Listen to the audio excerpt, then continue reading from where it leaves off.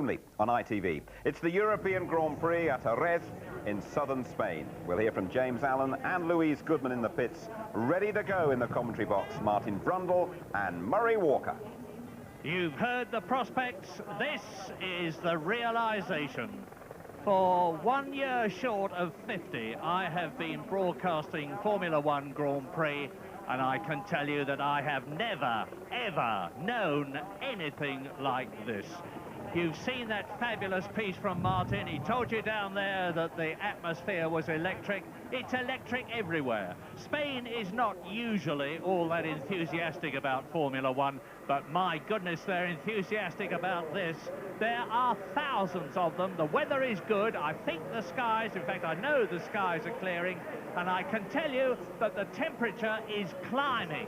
That's good news for Bridgestone. It's bad news for Goodyear. The Bridgestone tyres are harder and will last the pace better if it gets really hot, is the general belief. But we will wait and see. But what everybody is hoping for and praying for is that all those 22 starters on the grid complete the first lap. We don't want any repetition of occasions in the past like 89 and 90 with Ayrton Senna and Alain Prost, when the race ended in tears by the two of them driving into each other to resolve the championship. I've talked to Michael Schumacher. I haven't talked to Jacques Villeneuve. He's a very difficult man to get at, but they have both said that that is exactly what they want. They want a fair fight, a clean fight to the end of this 69-lap European Grand Prix at Jerez.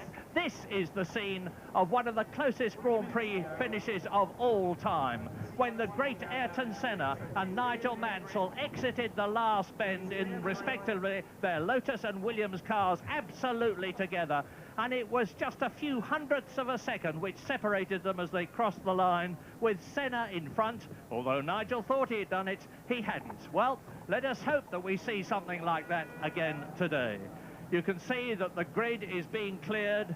In just the last few minutes, the temperature has risen by nearly 2 degrees. And I'm talking about the track temperature. And if we go on a lot about temperatures and tyres today, as I expect we will, it's because both of them are going to be absolutely fundamental to this race and deciding who wins the World Championship of 1997. Canada's Jacques Villeneuve, pole position. Germany's Michael Schumacher, both of them with exactly the same time on the grid to within a thousandth of a second. And so is Heinz-Harald Frentzen in the second Williams, exactly the same time. But you know all about the Arrows team, Martin. The spoiler could be Damon Hill. I don't mean the spoiler in terms of interfering with people. I mean in terms of the fact that this is his last race for Arrows. He's a very accomplished driver with those 21 Grand Prix victories, reigning world champion. He will want to win, and he could be on the right rubber. Well, it would be a nice parting shot for Damon. He had a very, very poor warm-up because they had problems with his race car. Didn't handle as he expected. The wind direction around has been affecting the handling of the cars quite a lot. You have 14 corners in a very confined area, and clearly the aerodynamics of the car are important. Plus he then had another electronical glitch on his T car, so I don't think he's sitting on the grid absolutely full of confidence that he's got the right setup. But he had lunch with him an hour or so ago, and he kept looking up at the sky all the time saying, "Sun's out, the sun is out," and he's really looking forward to the track warming up so he can make the best of his tyres. I don't quite know what his strategy is going to be in terms of, he's not going to want to get in there and ruin this World Championship, but boy, he's got a good chance for a bit of payback here. He's got Schumacher, he's got the Williams team in front of him, and he can really score a lot of satisfaction for himself if he can get in amongst them and be the star of the day when everybody is watching the world of Grand Prix racing. Gentlemen, start your engines, they say at Indianapolis. The gentlemen down there have done precisely that. They're on the grid. They have 69 laps to race. They have the formation lap to go around this 2.75-mile circuit. You've seen from Martin Brundle what it looks like. Here they go. The last two away are going to be Mika Salo and Jos Verstappen in the two V8-powered Tyrrells. They climb up the hill to turn one, the right-hander. Yes, all the blue smoke you saw behind the cars was not from the engines, it was from them spinning their wheels. It's very, very easy to take a lazy getaway on the green flag lap and just stall the car. It's too simple, so they put lots and lots of revs on to be sure to light up the rear tyres, an early opportunity to get some temperature in them. So you can see it's a nice wide open circuit. They're approaching the fastest part of the track now, out of turn 4, down the pretty long 185 mile an hour straight into turn 5, the right-hander that they're coming to now. Very barren countryside this, but they sweep left now around turns at 6 and 7, building up to 165 miles an hour during the race, up to the first of the 2 right-handers that follow. It's Angel Nito corner, and it's named after the great Spanish motorcycle 125cc multiple world champion.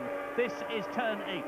Well, Villeneuve once again backing the grid up very, very early. Look, it's a snail's pace as they're through that small right-hander heading towards the Ayrton Senna chicane, and he really wants to keep those cars neat and tight behind him so that he doesn't sit on the grid too long and have any kind of overheating engine, because the engine tends to spit out a little bit of water, and you don't want that at all. You really want to keep the temperatures down as much as possible.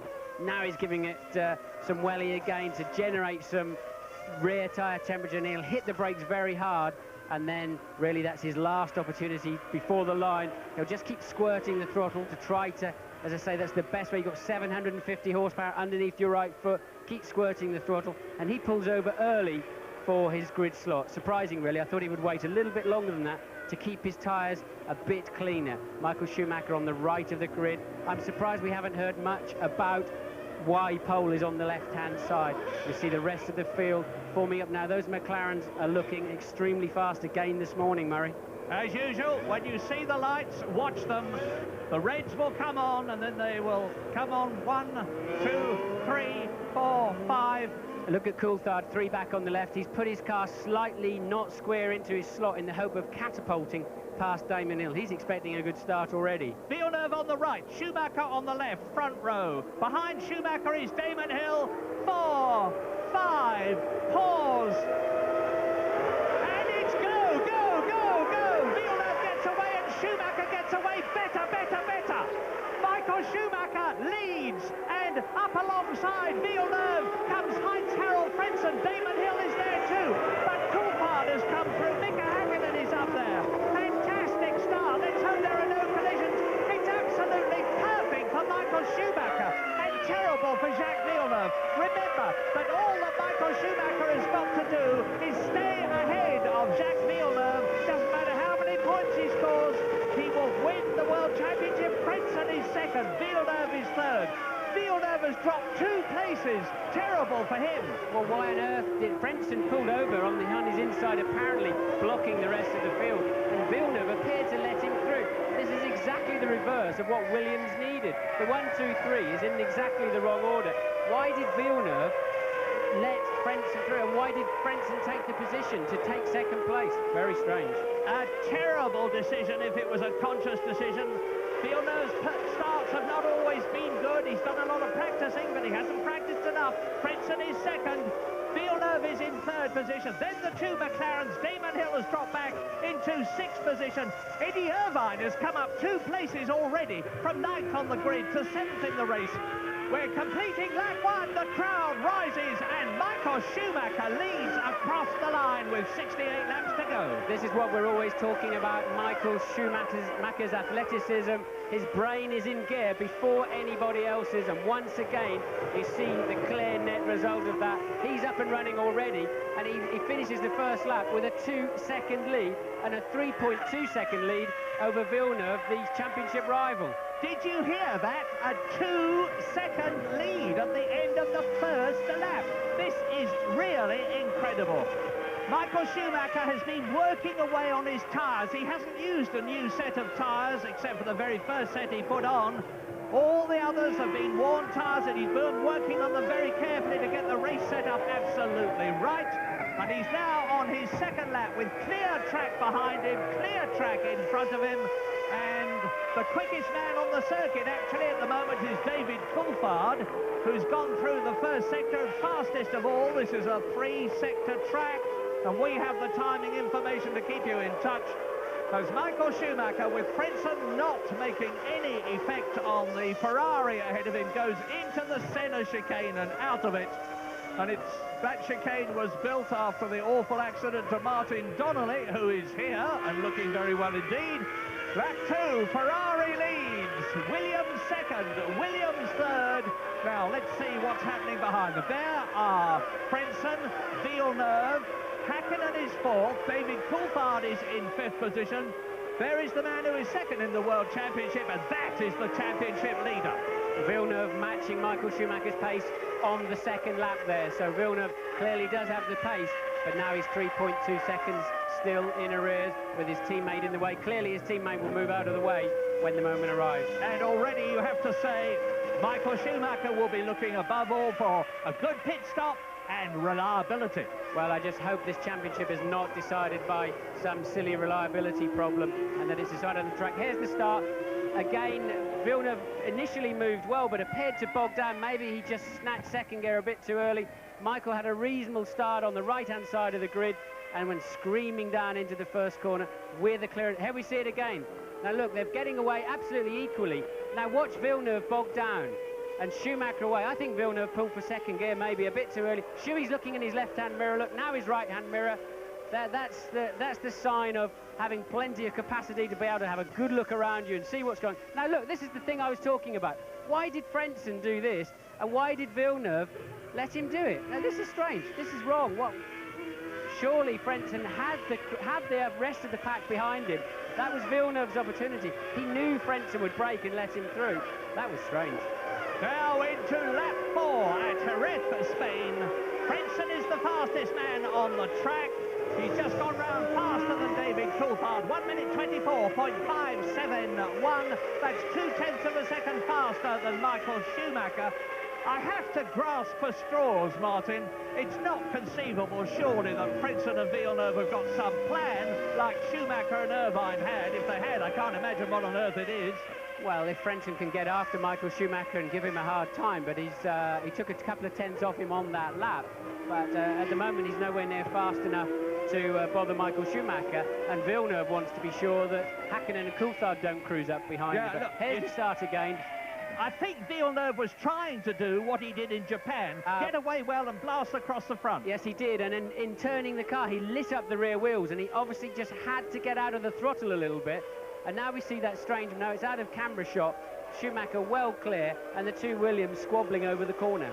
Well, there we are. We're with the man, the double world champion, Michael Schumacher, in the Ferrari, coming up to complete his fourth lap.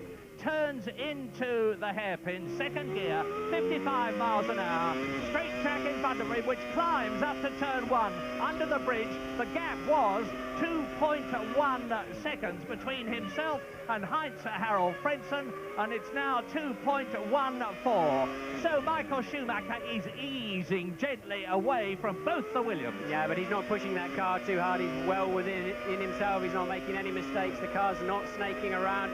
We can see all through the weekend so far, Michael Schumacher's been struggling with the back end of this car on used tyres, and he's very clearly looking after them, and he's been very, very easy with the throttle. You can hear it clearly. James Allen told us before the race starts that he put more wing on the back of this car to protect his rear tyres, more downforce to really look after those, and he's just squeezing that throttle as he comes out of the hairpins as if there was an egg underneath the pedal. Martin, I remember many times in the past, Jacques Villeneuve has taken it quite carefully at the beginning of the race to get the heat into his tyres, and he's now definitely starting to close on Heinz-Harald Frentzen.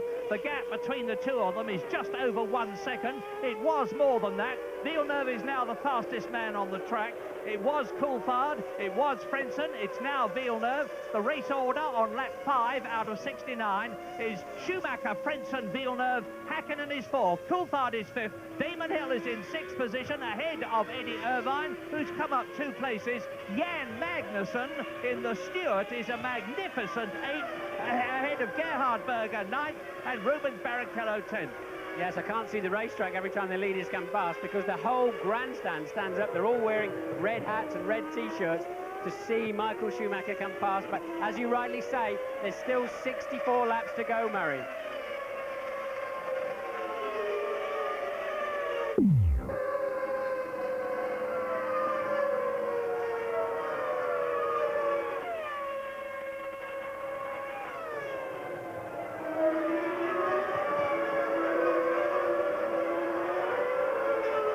Aus dem Auto von Heinz-Harald Frentzen, der liegt. Wir sind in der 6. von 69 Runden auf Platz 2, hat knappe 2 Sekunden Rückstand auf den Führenden, auf Michael Schumacher. Sein großer Rivale Jacques Villeneuve ist auf Rang 3. Noch ist alles offen im Moment. Michael Schumacher auf WM-Kurs. Wir sind gleich zurück.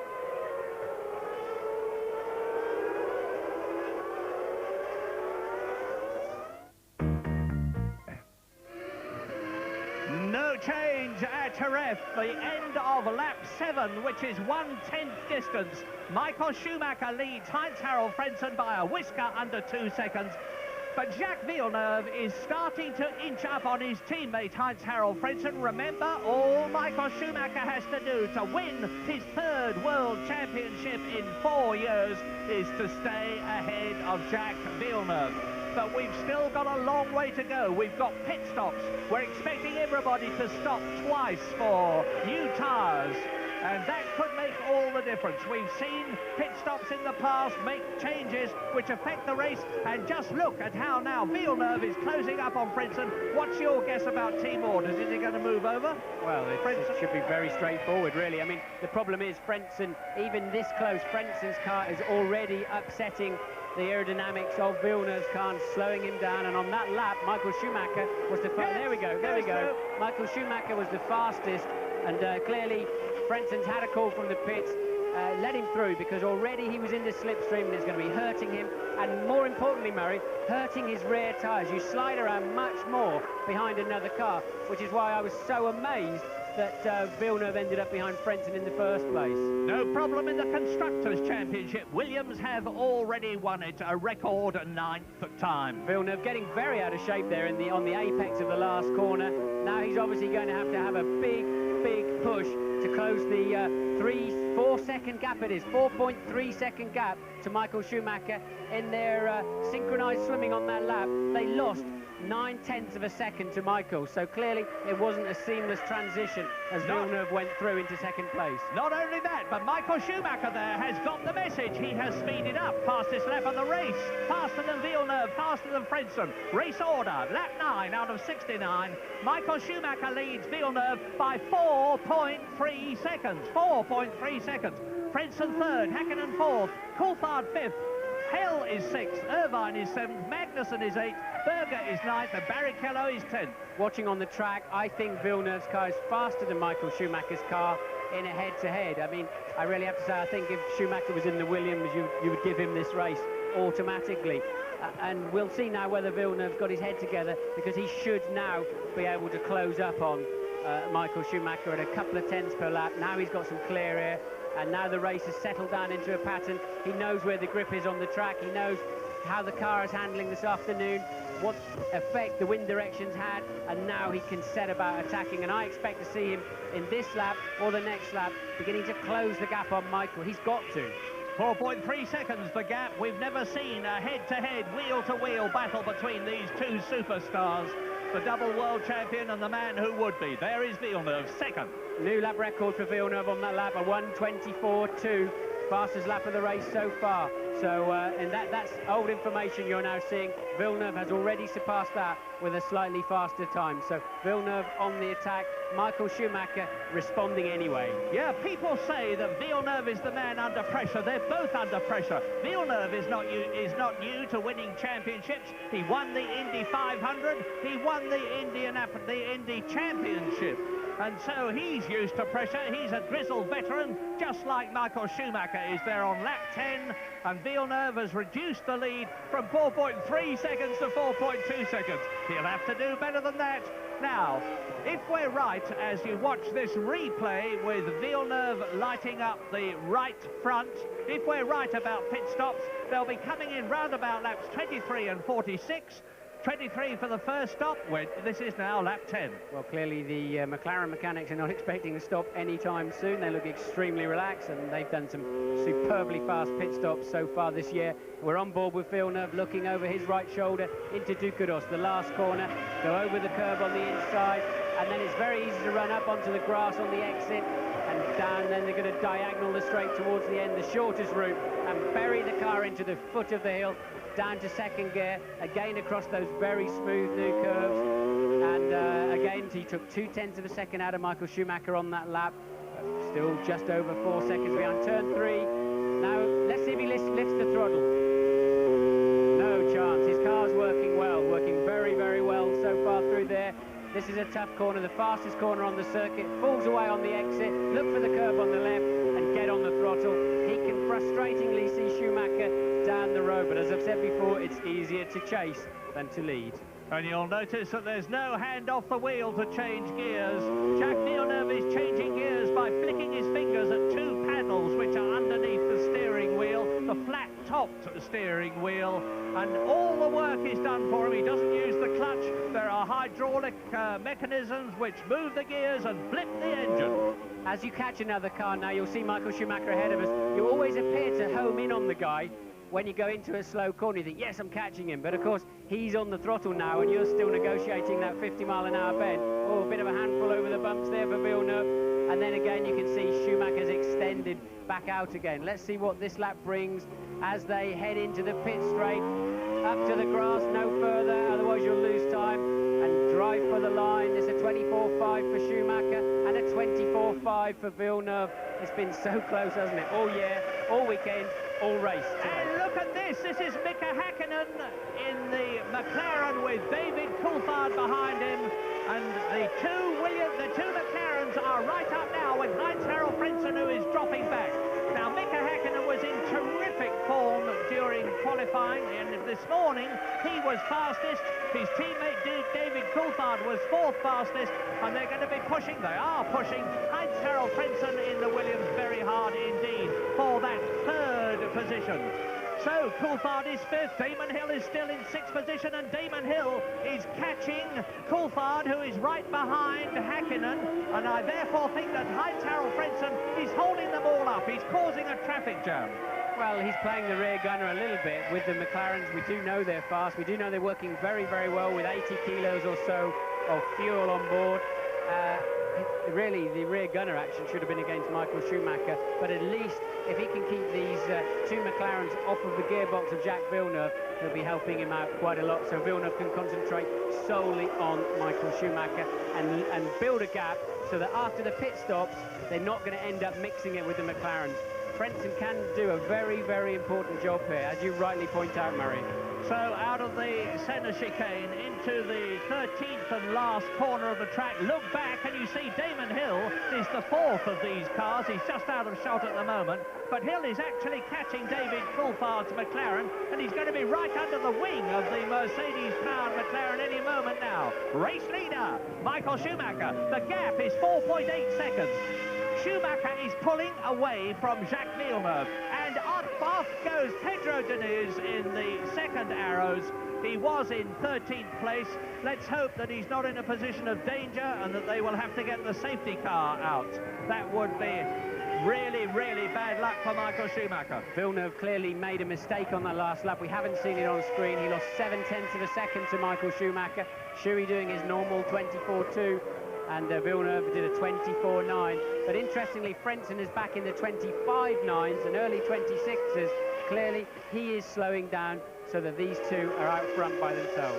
Lap 13 out of 69. Race order at Jerez. Michael Schumacher leads Villeneuve by 4.8 seconds. Villeneuve is now 7 seconds ahead of Frentzen, who has got Mika Häkkinen and David Coulthard right behind him, with Damon Hill up with them in 6th position. Irvine is 7th, Magnussen is 8th, Berger is 9th, and Barrichello is 10th. Michael must have lifted off for the yellows because he's back in the late 24s now.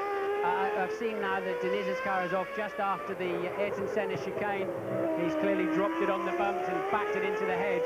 I don't see them needing a safety car situation for that.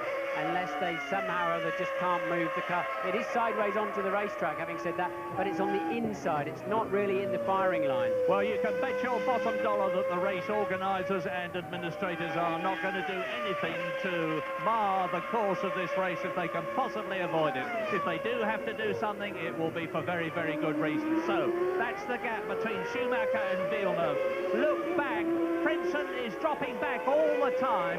8 seconds now behind Jacques Villeneuve, with Häkkinen, Coulthard and Hill right up with him.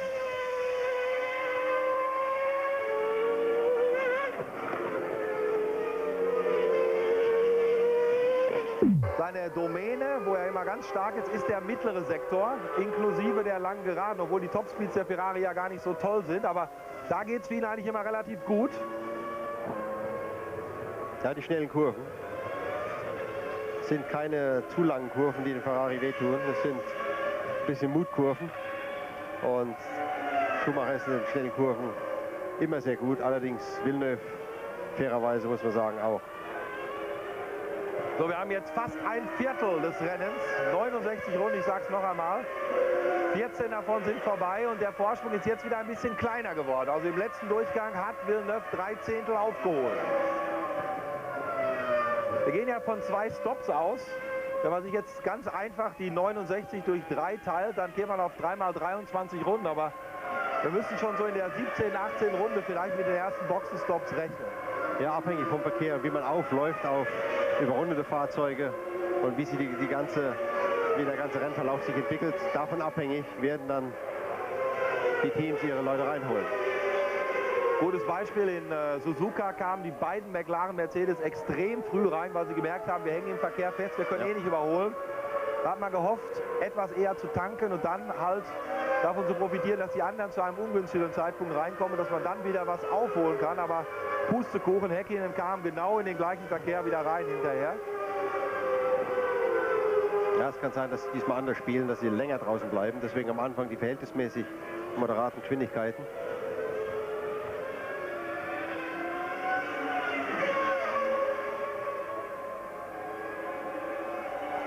Also die ersten beiden vorne immer in den 24ern, 24.305 für Schumacher, 24.500 für Villeneuve. Also Abstand 4,756 Sekunden. Alle anderen hinten dran. Jetzt Frentzen auch mit einer 24,550, aber alle anderen in 25ern.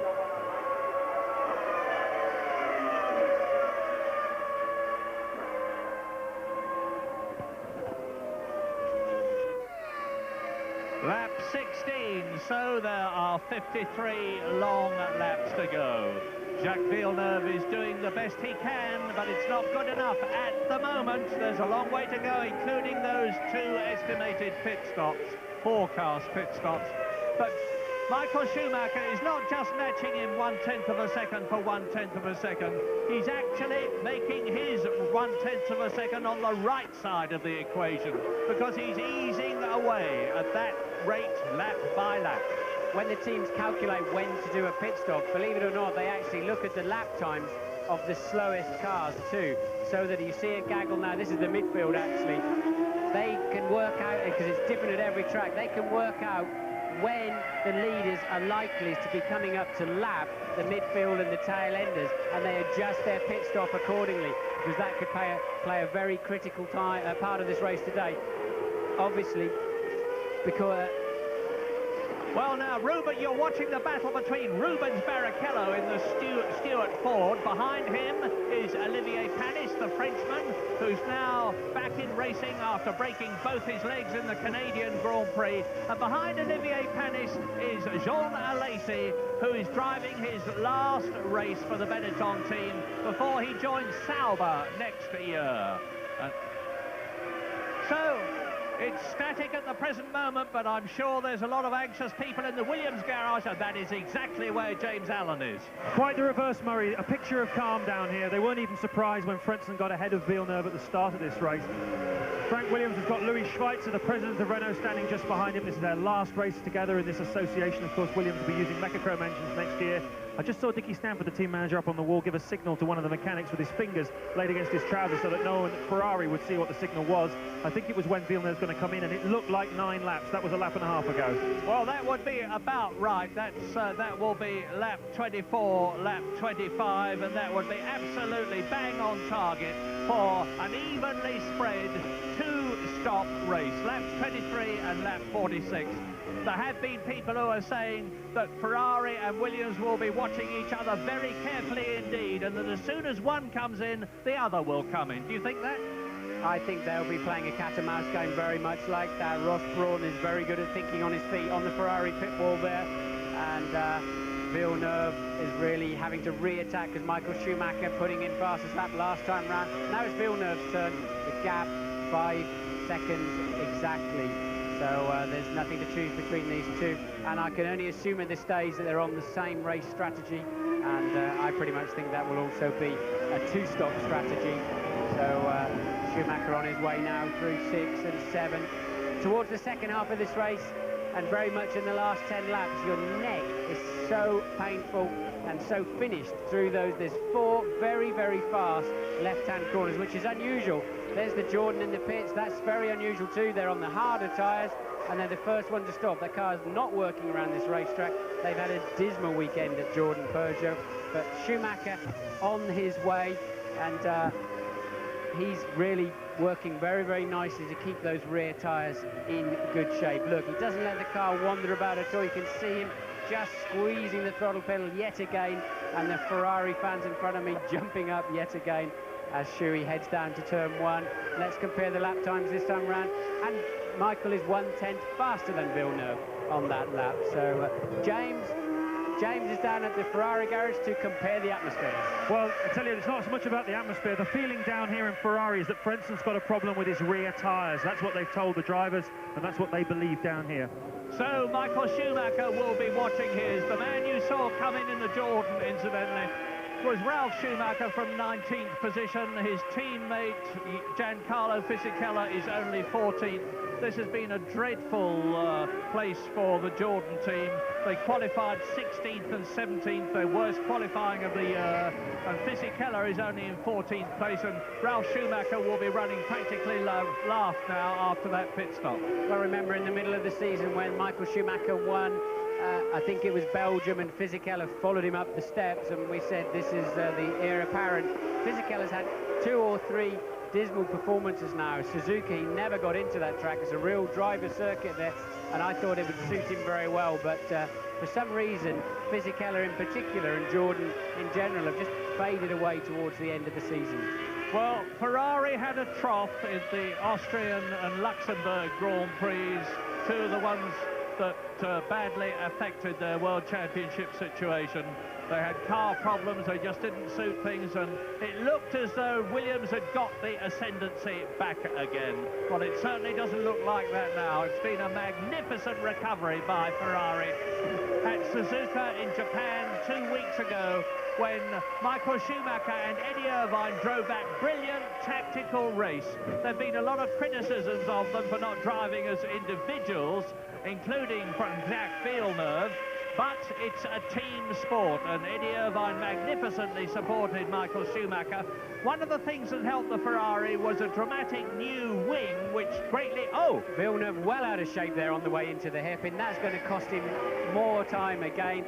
Lost the back of the car as he downshifted. You're braking hard. The weight transfer goes a long way forward. You lose rear aero, and then you have to start your downshift program. And finally the tyres say, no way. When then they lock the engine, basically. Haven't got enough grip to keep turning the engine, and the rear brakes almost stall the engine, and we saw Villeneuve really having to fight the back end of the car into the hairpin. Be interesting to see how much time he lost over that. All we can see is Michael Schumacher now leading by 5.6 seconds, having increased his lead. Villeneuve in second position. At the end of the race, so very often we've heard drivers saying, I had this problem, I had that problem, when you can't tell from outside. Can you hypothesise what sort of a problem, if any, Villeneuve might have. Sometimes they come in and say, my first set of tyres was no good. Well, it is surprising how the tyres do change. I mean, the tyre manufacturers don't like to hear it. They don't believe you. And they say, well, you know, we make them the same, we x-ray them, we test them, they're the same batch. But when you're pushing a car to the absolute limit, as Michael Schumacher is there, you are part of that car, you feel everything. And you just notice if they have a little bit more grip at the front or the back, and you come in and you say, yeah, that set of tyres was good. But more often than not, it's the tyre pressure. It's a very inexact science to get the tyre pressures absolutely right, because the track temperature varies and the pressure in the tyre varies, and over half the total suspension travel of the car is in the tyre itself. They run about 22 psi in the front, 18 psi in the rear, and change that by 1 psi, Marion, it's like changing the front springs by 10 or 20%. It's very critical, and that, I think, is what the drivers are mostly meaning when they say one set of tyres was better than the other. But this set is working well for Michael Schumacher. Well, out goes Olivier Panis after his stop. Now, I do hope that the Spanish producer is not just going to stay with Michael Schumacher and Jacques Villeneuve for the whole race. There are 20 other drivers and cars in this event. And in particular, Eddie Irvine is at it again, because he's now still in 7th position, but he's only half a second behind Damon Hill, and it would be nice to see that. And I've just heard that Michael Schumacher is about to make his first stop. Because he's got traffic in front of him, look. He has traffic. Let's wait and see in view. Yes, he's catching a back marker. He doesn't want to lose even the second that's going to cost him going round, who I believe is Marquez. I think it's Marquez. Yes, there we are. And it's going to cost Michael a second if Marquez is even half awake. So they're going to pit him, I suspect, maybe a lap early to give him some clear air when he goes back on the track. They will also have to look at what is the gap behind Michael. Will that put him into a gaggle of cars where he has to fight and lose even more time? I'm assuming, I mean, he's something like 16 or 17 seconds ahead of those two McLarens. It's an early stop, and Williams are responding. Williams are responding. And right up with Tarso Marquez, I hope he's watching his rear mirrors, comes Michael Schumacher. Now's the time for him to come in. The gap between himself and Jacques Villeneuve on lap 22. It's going to be an earlier stop than we expected. No, Marquez tried to let him through. Here he comes, James Allen. The Ferrari mechanics standing by, atmosphere of calm down here. They're going to put 57 kilos of fuel in, which is enough for a two-stop strategy. This Ferrari car engine, burns about 2.5 kilos of fuel per lap. Michael Schumacher in, they go to work. Well, you can see it for yourself, boys. Meanwhile, the Williams mechanics ready. I can't see who they're waiting for, but we'll soon find out. And out goes Michael Schumacher. Jacques Villeneuve has gone into the lead. Now let's see who is behind Michael Schumacher as he joins the race. Perfect. And it's David Coulthard, who is in 5th position. So Michael Schumacher has rejoined in 4th place. Villeneuve leads, Frentzen is 2nd, Hakkinen is 3rd. They've all got to stop, of course, and they've got the traffic problem now, because look, there is Tarso Marquez, and Jacques Villeneuve is going to lose time unless he comes in, and there's Damon Hill coming out of the pits, so he's had his first tyre stop. Now Jacques Villeneuve must come in now, or he's going to lose time getting past Tarso Marquez. In fairness to Marquez, he moved over to the left to let Schumacher through on the racing line, obviously completely unaware that Schumacher was going to pit. So Marquez cost Schumacher a lot of time going into the pit lane. Nothing like enough to lose the lead. But here, Villeneuve's losing. Now, I wonder if he'll do the same thing again, if he'll move over to the left. No, Villeneuve's not quite close enough, and he goes in the pit lane this time. The tyre cover's off, we know. James, are you there? Absolutely waiting for Jacques Villeneuve as Jos Verstappen just goes flying past. 7.9 seconds the target for Jacques Villeneuve, but he's definitely lost a little bit of time on the in-lap. Well, the tyres were ready for him when Schumacher came in. He didn't obviously follow him into the pits, which is an interesting decision, and Martin, I'm sure, will be able to guess why he didn't do that. But Heinz-Harald Frentzen leads the European Grand Prix at Jerez, and as you saw, the timing figures went all awry. I can't tell you what the time was. I can tell you that Michael Schumacher took 7.6 seconds, and I can tell you that Heinz-Harald Frentzen is in the lead. There is the proof, and behind Frentzen is Mika Häkkinen. These are the leaders. Frentzen leads in the Williams. Mika Häkkinen is second in the McLaren. And tight up behind them is the Ferrari of Michael Schumacher. So Schumacher is benefiting from that pit stop. Behind Schumacher is David Coulthard. There is the McLaren Mercedes. Behind Coulthard is Villeneuve. And in sixth position in the second Ferrari is Eddie Irvine. Now, these are the two that had the confrontation in the pit lane after Eddie Irvine blocked Jacques Villeneuve on a quick lap in practice yesterday. So Eddie Irvine has told Jacques Villeneuve he's going to make his life as hard as he possibly can to help his teammate Michael Schumacher. We understand that Villeneuve's pit stop was slightly faster than Michael Schumacher's, not enough to leapfrog ahead of him on the racetrack, but finally the McLarens are now having their say in the race. You can see Michael Schumacher behind Mika Häkkinen. I'd like to know how much fuel are on board those McLarens. They've been so fast in the warm-up, in race trim. They haven't shown that kind of speed in the race so far, and you wonder really if they're going to have a very long first stint or even a one-stopper. But here's Eddie Irvine in for his pit stop. From seventh Good place. practice for the Ferrari mechanics. The refueling rig comes up. That's a great stop. 7.1 seconds. I think that's the fastest we've had. Irvine came in from seventh position behind Gerhard Berger. And there's Damon Hill. Damon Hill trying to go through on the inside and take Eddie Irvine's seventh place away from him. Well, so there is Frentzen, and that is Michael Schumacher in third position. Between them is Mika Häkkinen, and behind Michael Schumacher is David Coulthard. First, second, third and fourth, all together on lap 25 out of 69. So we're rather more than one-third of the way through this vital European Grand Prix, which is going to decide the World Championship of 1997. And at the moment, it's not looking good for Jacques Villeneuve. But with those 45 laps still to go, anything can happen. Now this is bad news for Michael because it's costing him something like 1.5 seconds per lap. Frentzen is now really playing his part because he's in the mid-26s. When Michael came in, he was in the low 24s, even as much as 2 seconds per lap. And this is going to give Villeneuve a great opportunity to close that 5-second gap. He's fastest. Villeneuve goes fastest, 1:23.9, a new lap record for Villeneuve, and Coulthard is in the pits for his stop, at 7.6 seconds, you can see. So that's going to move the McLarens out of the way of Michael Schumacher. And now, if Williams have got a good strategy, they'll have put a lot of fuel in Frentzen's car, and he will be able to run, and do a really good spoiling job to bring Villeneuve back into contention. And there is Villeneuve. Look how close they are. No, that's Villeneuve behind yes, I know. Schumacher. Yeah, Villeneuve right up behind Michael Schumacher. And remember, the gap was over 5.3 seconds. In comes the Benetton. The Benetton of Jean Alesi from 12th position.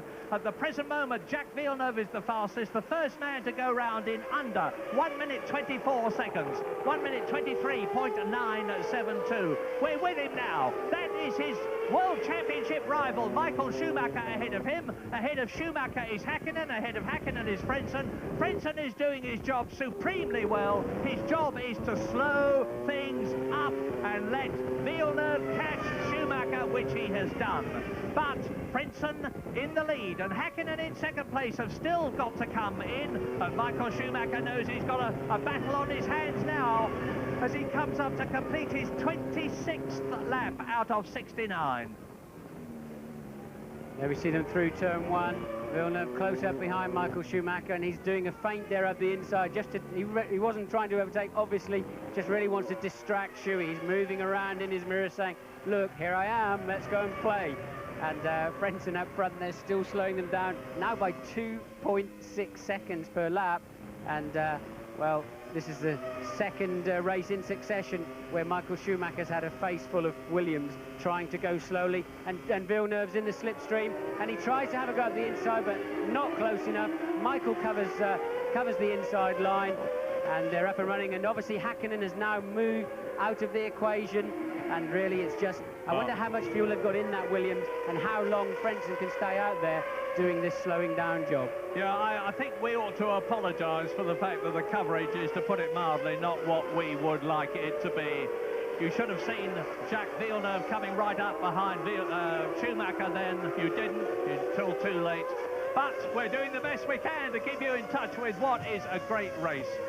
Lap 27 out of 69, and the World Championship fight is well and truly on. That's the gap. It's a visual gap between Schumacher in second place, Villeneuve in third position, and of course Michael Schumacher is conscious of the fact that it's Heinz-Harald Frentzen who is Villeneuve's teammate in front of him, and he's got to be very cautious about how he passes him. Right, Frentzen now 2 seconds faster, going to 24.7 for him. The team have obviously said, okay, you've done your job, Villeneuve's closed up, get on with it so you can stay in a good race position. That was the move we saw earlier of Villeneuve having a stab up the inside into turn 6, the hairpin, and now Williams have said to Frentzen, get on with it. We need you back in the race ahead of those McLarens so you can play this game again later on. And you can see Frentzen pulling away from Michael Schumacher. Why? Because he has much, much less fuel on board. 14 corners, 2 3/4 miles. This racetrack is all about corners, and the fuel load slows you down a great deal around here. And Heinz-Harald Frentzen has still got to stop, of course. When he does so, Michael Schumacher will take the lead if Jacques Villeneuve has not passed him. He hasn't done so yet. This is the battle for second position. Behind them, it's Gerhard Berger as Villeneuve puts a wheel off the track.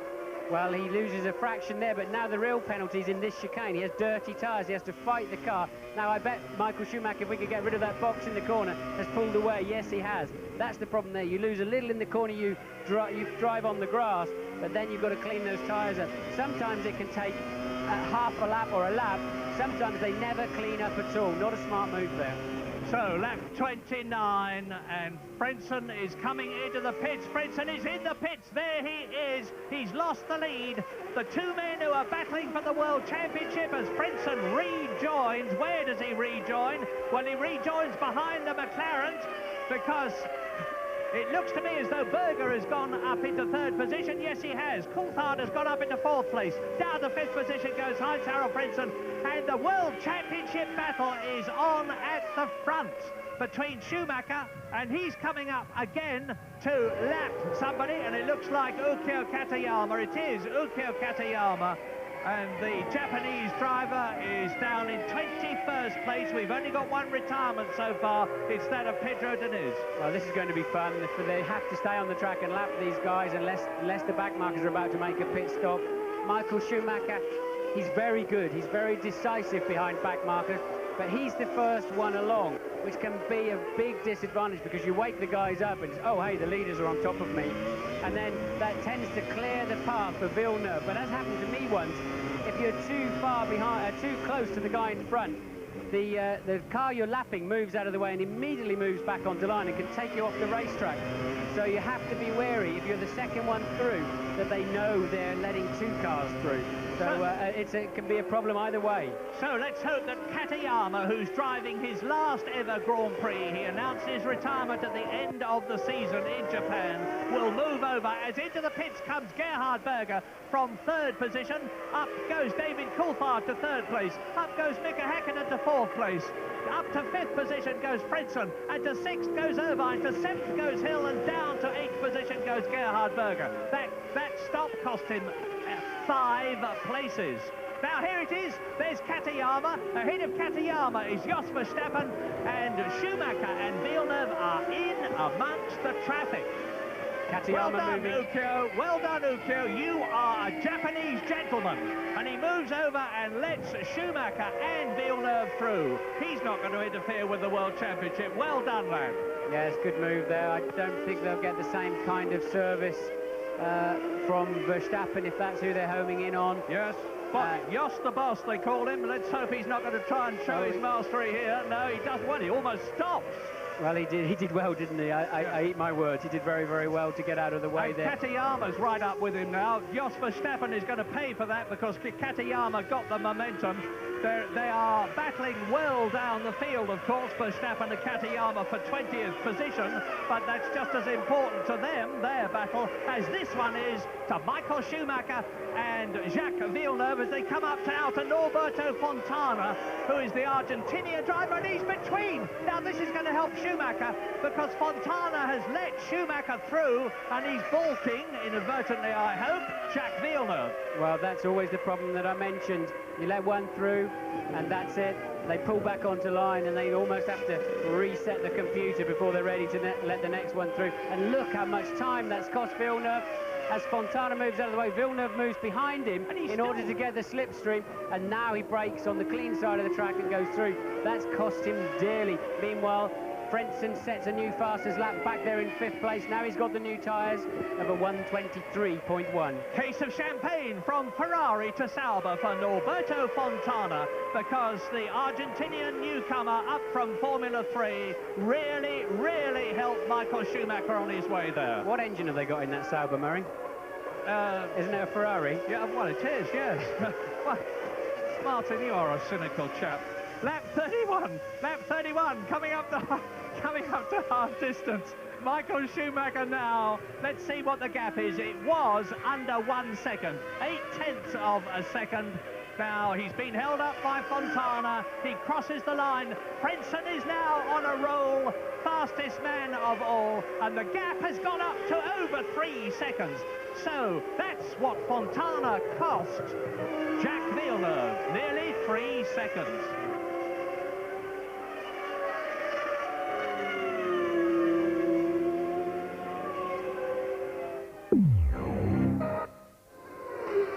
Lap 33, Michael Schumacher in the lead, is coming up to lap Tarso Marquez in the Minardi, who is in 17th position. Jacques Villeneuve is just under 3 seconds behind Michael Schumacher and gaining on the Ferrari, having been over 3.2 seconds behind him when he was held up by Norberto Fontana's Sauber. David Coulthard is in 3rd place with his teammate Mika Häkkinen, right behind him 4th. Heinz-Harald Frentzen is with both the McLarens. I wish we could have a look at this battle for 4th. In 5th position, Eddie Irvine is 6th and is catching Frentzen. So we've got a wonderful battle developing for 3rd, 4th, 5th and 6th. Damon Hill is 7th, just out of the points. 8th is Gerhard Berger. 9th is Jan Magnussen in the Stewart. 10th is Olivier Panis. There is the race leader. He is Michael Schumacher. And Tarso Marquez will need to be keeping those Brazilian eyes of his darting from left to right, looking at the mirrors as the red shape of the Ferrari bears down on him and looks to lap him. Well, I think Villeneuve certainly got the better set of tyres for this second stint of the race. Schuey's not really been able to do much better than mid-24s. He seems to have struggled since he left the pit, whereas Villeneuve can now attack him on the low 24s. Meanwhile, David Coulthard, clearly the winner in the pit stop frenzy behind, coming out ahead of Mika Häkkinen and taking currently 3rd place. Häkkinen and Frentzen breathing down his neck. We're on board with the Villeneuve. And the gap, which was 2.8 seconds, is 2.3 seconds. Jacques Villeneuve is catching Michael Schumacher at the rate of half a second a lap. We're on lap 35 out of 69, so just on half a distance. And a titanic scrap for the World Championship is taking place at the front, with Michael Schumacher 1 point ahead of Jacques Villeneuve. If he can just stay ahead of the Canadian, and it doesn't matter what places they are in, he will win the World Championship. This is all about mental and physical fitness. I've already told you how hard it is on your neck. The 4 fast left-handers, unusually on a clockwise circuit. There goes Michael Schumacher through the first of them, now the second one. And they're both in very good shape, mentally and physically. I don't know, you'd perhaps have to just give the balance to Michael Schumacher on that. I reckon so, and meantime, David Coulthard is making no impression on the Ferrari and the Williams ahead of him. He's keeping ahead of his teammate Mika Häkkinen, and they're going to have to be very, very careful not to drive into each other. The biggest sin of all in Formula 1 or any kind of motor racing is to drive into your teammate. That is Mika Salo from 16th position, his last drive for Tyrrell before he replaces Damon Hill in the Arrows team next year. And you can see visually now, with 35 laps out of the 69 still to go, that Villeneuve is catching Schumacher, because he's done it again. Down comes the gap to 2.1 seconds. Michael, I think, smoked his right front tyre again going into turn 2. Louise has news from Ferrari. Yeah, just a little scene down in the Ferrari garage a moment ago. Michael Schumacher's telemetry engineer just rushed out from the back of the garage up to a TV crew out on the pit wall. Obviously, their radio camera is affecting the waves for his telemetry. They don't want to get anything to get in their way today. I bet they don't, and they won't be very popular by the way they've gone.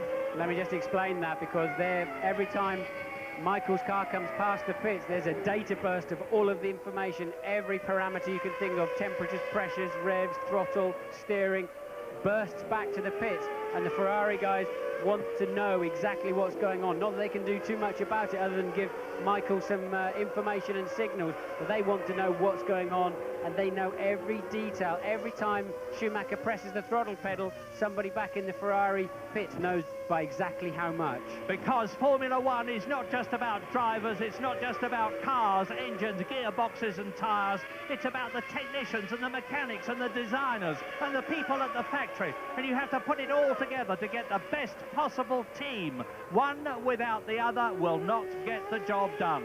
The tension is incredible. We're just over halfway through the race, and here we have the two protagonists head-to-head. It's fantastic. You couldn't have written a better script, Murray. You could not. The gap has come down to under 2 seconds. Fastest lap, that of Heinz-Harald Frentzen, and here at last is that battle for third position. David Coulthard in the McLaren, Mika Häkkinen in the McLaren, Heinz-Harald Frentzen in the Williams, and behind them is Eddie Irvine, not catching them at the present moment. So those are the top 6. Damon Hill is still 7th ahead of Berger, Magnussen and Panis for the top 10. Yes, and Berger is pressing Damon Hill very hard too. He's just 0.3 of a second behind him and some 1 second a lap faster at the moment. Damon Hill not having a great afternoon. Clearly, he didn't get the balance of his car sorted out after the warm-up, because he could have and should have been a contender somewhere at the front of this race, given the pace that he's had. Well, there's a battle for third position in the Constructors' Championship between Benetton and McLaren. And the McLarens are building points at the present moment, because they're on 7 points for third and fourth places, but that would not be nearly enough to move Benetton out of that third position, which I think is virtually impregnable.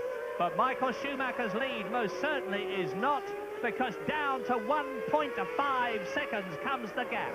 There is little Jacques Villeneuve, the man from Ontario, from Quebec in Canada. This is his 33rd Grand Prix, and if he wins this one, it'll give him the World Championship in only his 2nd year of Formula One. Jacques is on the boil. He's driving beautifully. He's on the limit. You saw him just having to bleed a bit of brake pedal pressure out into 2, just smoking the inside front right, no problem at all. But he's really attacking the racetrack. He looks very, very composed. He looks completely in the rhythm now, unlike those first few laps of the race where he dropped back so far. Luckily, Frentzen was able to artificially close that gap for him back to Schumacher's gearbox, and now he's applying some pressure, and Michael Schumacher can't respond. He's losing 4 or 5/10 of a second per lap, and they're coming up to Fisichella to lap him. Yeah, and I reckon, Martin, it's the second tyre stop that could decide this race, because Villeneuve is going to be with Schumacher very, very shortly. They're on lap 38 now. I'm expecting them to come in round about lap 46, so another 8 or 9 laps to go, and lots of traffic, because in front of Fisichella, you can see there's 2 other cars, Shinji Nakano, the Japanese driver in the Prost, and Ralf Schumacher. Yeah, now, will Ralf help his brother to get through and stop Villeneuve? Okay, that's Jean Todt. I bet you he's just been down to the Jordan pit to say, hey, my boy's coming along, what are you going to tell your drivers? I'm sure that's where he's just coming from, because I'm sure Ralf won't be a problem, but Fisichella needs to get out of Michael's way very quickly. This is a worst-case scenario. 3 cars having their own private battle. They're much, much harder to pass than normal. Tot back on his perch. Fisichella is going to be the first one. Nakano the second. Ralf Schumacher the third. I wonder if Ralf Schumacher's aware of the situation. So Fisichella there has been passed by Michael Schumacher. He's now in the way of Jacques Villeneuve, and Schumacher is bearing down on Shinji Nakano, probably driving his last race for the Prost team. And we're with Villeneuve now. That's Fisichella. Fisichella moves over and lets Villeneuve through. Second place. That's Fisichella's Ferrari drive gone for Burton, Murray. Absolutely.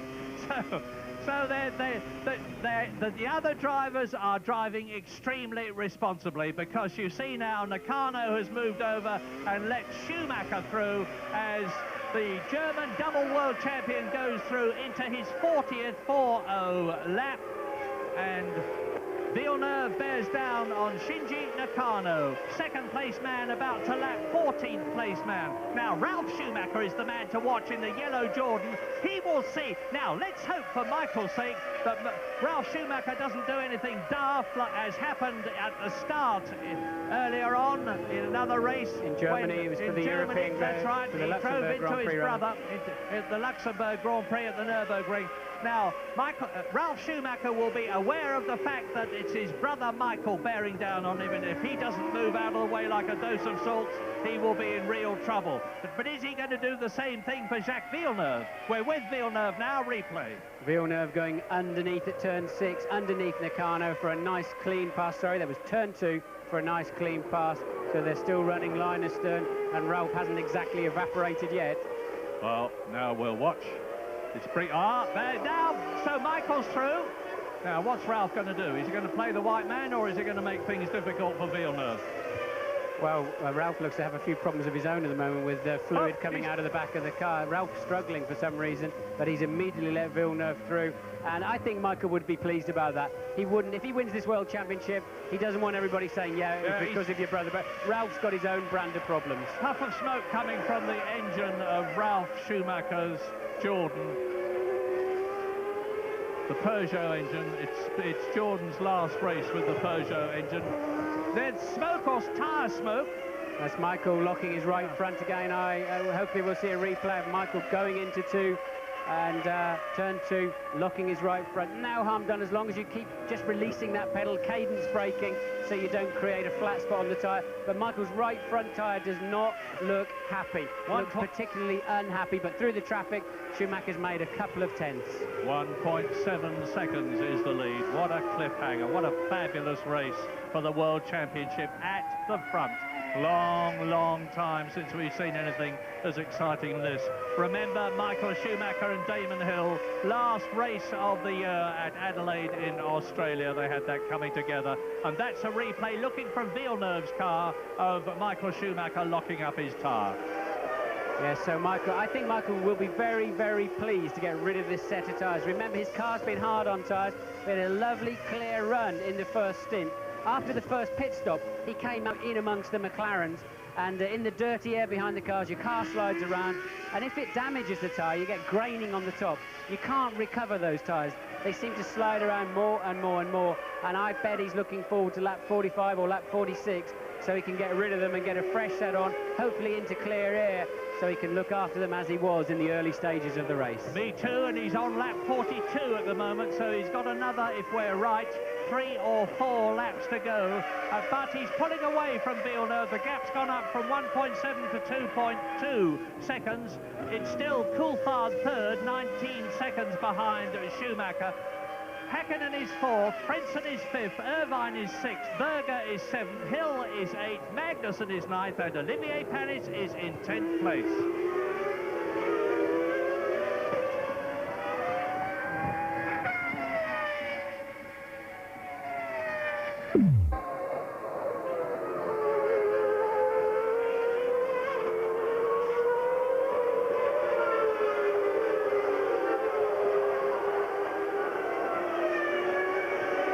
Rausschauen, dann sehen wir Lap 42 und ein Pfeil. Und dieses Schild wird vorbereitet an der Ferrari-Box. Und das heißt, man holt ihn jetzt gleich zum zweiten Mal rein. Jetzt, wenn er jetzt kommt, wird ihm das Schild gezeigt werden. Jetzt hält es einer seiner Mechaniker raus und in der nächsten Runde erwarten wir also dann Michael Schumacher zum nächsten Boxenstopp.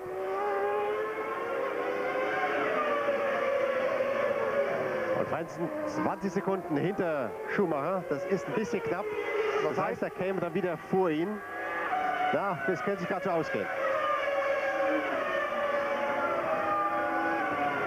Das wird also ganz wichtig sein, kommt Schumacher vor Heinz-Harald Frentzen wieder raus oder vielleicht doch dahinter. 26,3 beim letzten oder beim ersten Stopp, seine Zeit zwischen den beiden Bremspunkten, aber wir müssen ja auch noch Boxenausfahrt und die Anfahrt zur Boxengasse mitrechnen. Auf der anderen Seite muss ja auch Frentzen noch den Weg rund um die Kurve und die gesamte Start- und Zielgerade absolvieren. Ja, also 20 Sekunden könnten ihm schon reichen, wenn alles gut geht. Und auch bei Williams macht man sich fertig. Vielleicht kommen sie ja auch beide gleichzeitig rein. Also der Vorsprung, wie gesagt, von Michael ist minimal. Und er hat die vorletzte Box, wenn man in Fahrtrichtung schaut, Williams die letzte Box. Wenn sie beide gleichzeitig reinfahren sollten, steht Schumacher auf jeden Fall eher bei seinen Mechanikern. Williams müsste, oder Villeneuve müsste ein paar Meter weitermachen. Hat aber dann, jetzt kommt Schumacher rein. Und Jacques Villeneuve bleibt draußen. Villeneuve bleibt draußen und übernimmt in diesem Moment die Führung. 7,6 Sekunden beim letzten Mal die Standzeit von Michael Schumacher.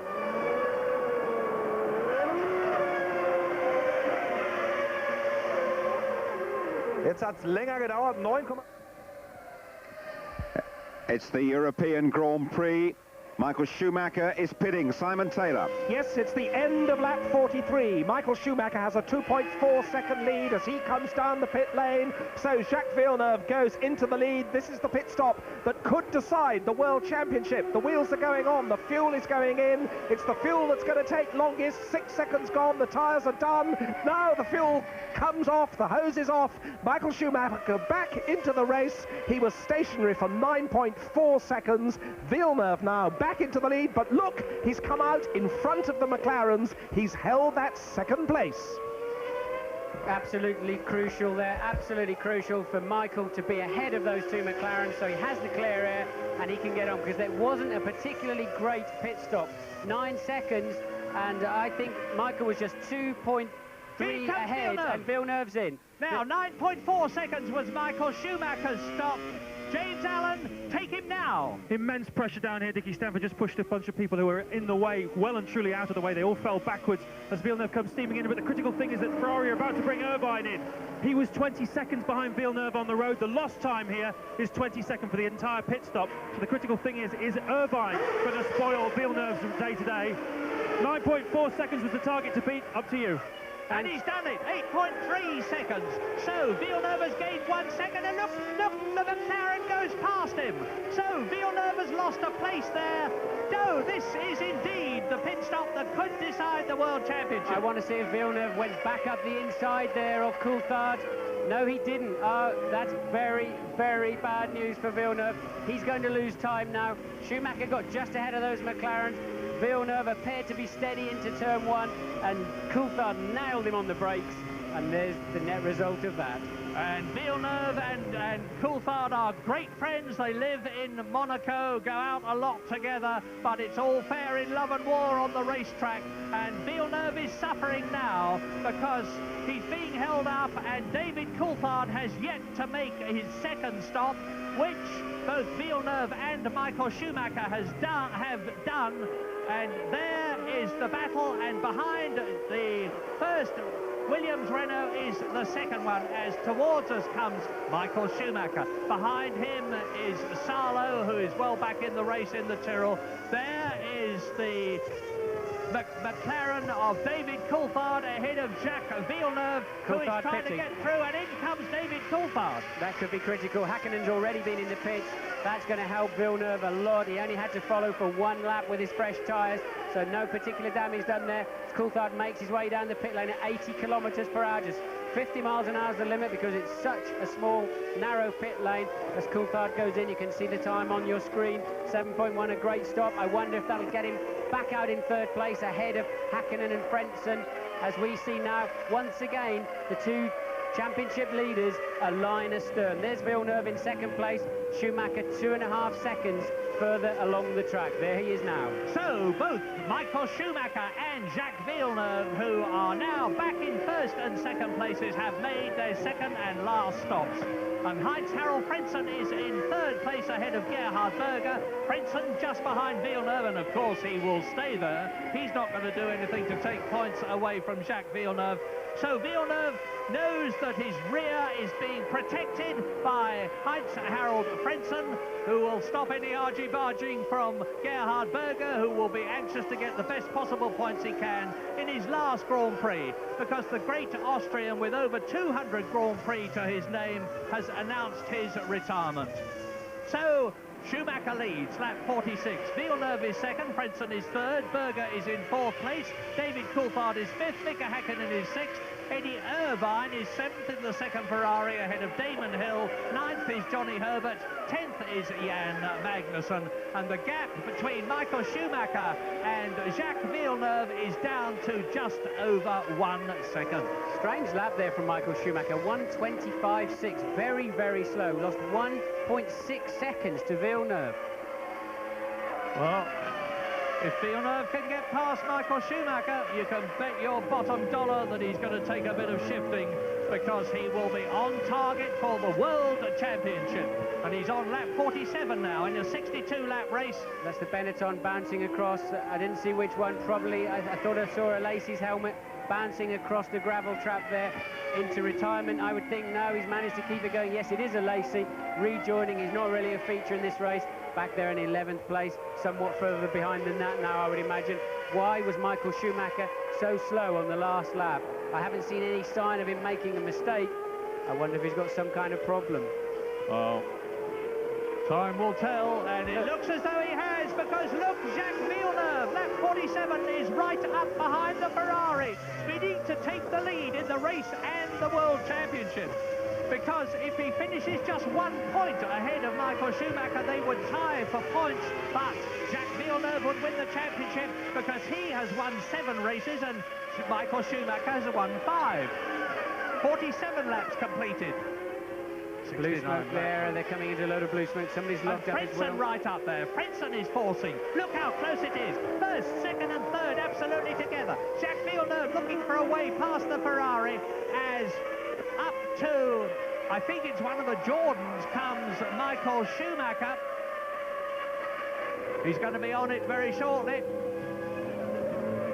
Well, again, Michael Schumacher very slow, a 1:25.9 on that last lap. I wonder if he's got something like a slow puncture or some kind of gear shift problem, because Villeneuve is all over him. Look, he's going through. Oh, yes. Oh, I don't think. Out goes Michael Schumacher. That didn't work. That didn't work, Michael. You hit the wrong part of him, my friend. I don't think that will cause Villeneuve a problem. Michael Schumacher out. Now, this is a replay of the World Championship in 1994, when Schumacher and Hill had a coming together. And if Villeneuve can just keep going in the points, he's won the World Championship of 1997, because out of the race goes Michael Schumacher. He retires on lap 48. Well, this is what we feared would happen, that there would be a collision, a racing accident, and Jacques Villeneuve now has a clear track in front of him as off goes Michael Schumacher. Well, I don't think there's Villeneuve going on his way. I don't think Michael's going to be seeing the Williams stuck in the pits as he did with Damon Hill those years ago. I think he's going to see that Williams carrying on, driving past him, because his front wheel hit the side pod of Villeneuve's car. It didn't touch the suspension. Villeneuve appears to be on his way. I thought it was a very conscious effort there to turn in, knowing Villeneuve was coming along the inside. Obviously Schumacher had some kind of problem, and well, I don't want to say too much, but it was a clear attempt to turn in with Villeneuve's car in the way, and it didn't do the job. I think the front wheel hit his side pod. If he has made any damage, it's going to show up in the next 2 or 3 laps. Well, I had a good look at the suspension, and it looked perfectly okay to me. There's Michael looking down the track to see if Villeneuve is coming around. Remember, Michael looking through the fence of Adelaide to see if if Damon was coming round. Well, I think he's going to see Villeneuve coming round and round and round. The test is going to be what happens behind Jacques Villeneuve now. David Coulthard is 15 seconds behind him. So an unhappy Michael Schumacher walking in. He said if he didn't win the race or the world, out goes Damon Hill from 8th position. His last race for Arrows. His first race for Arrows in Australia was a failure. Well, he didn't even start the race. That's Schumacher being taken back to the pits.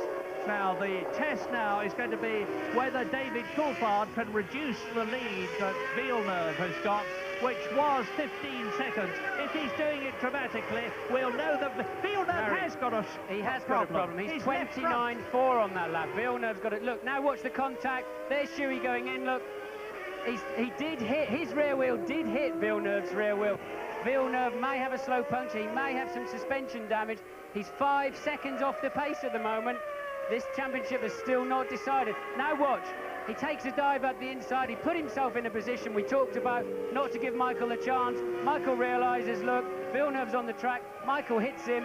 We can't see the contact there from that camera angle, obviously, but it depends on whether he made contact with those rear wishbones. They are not very strong. Now we're going to see it.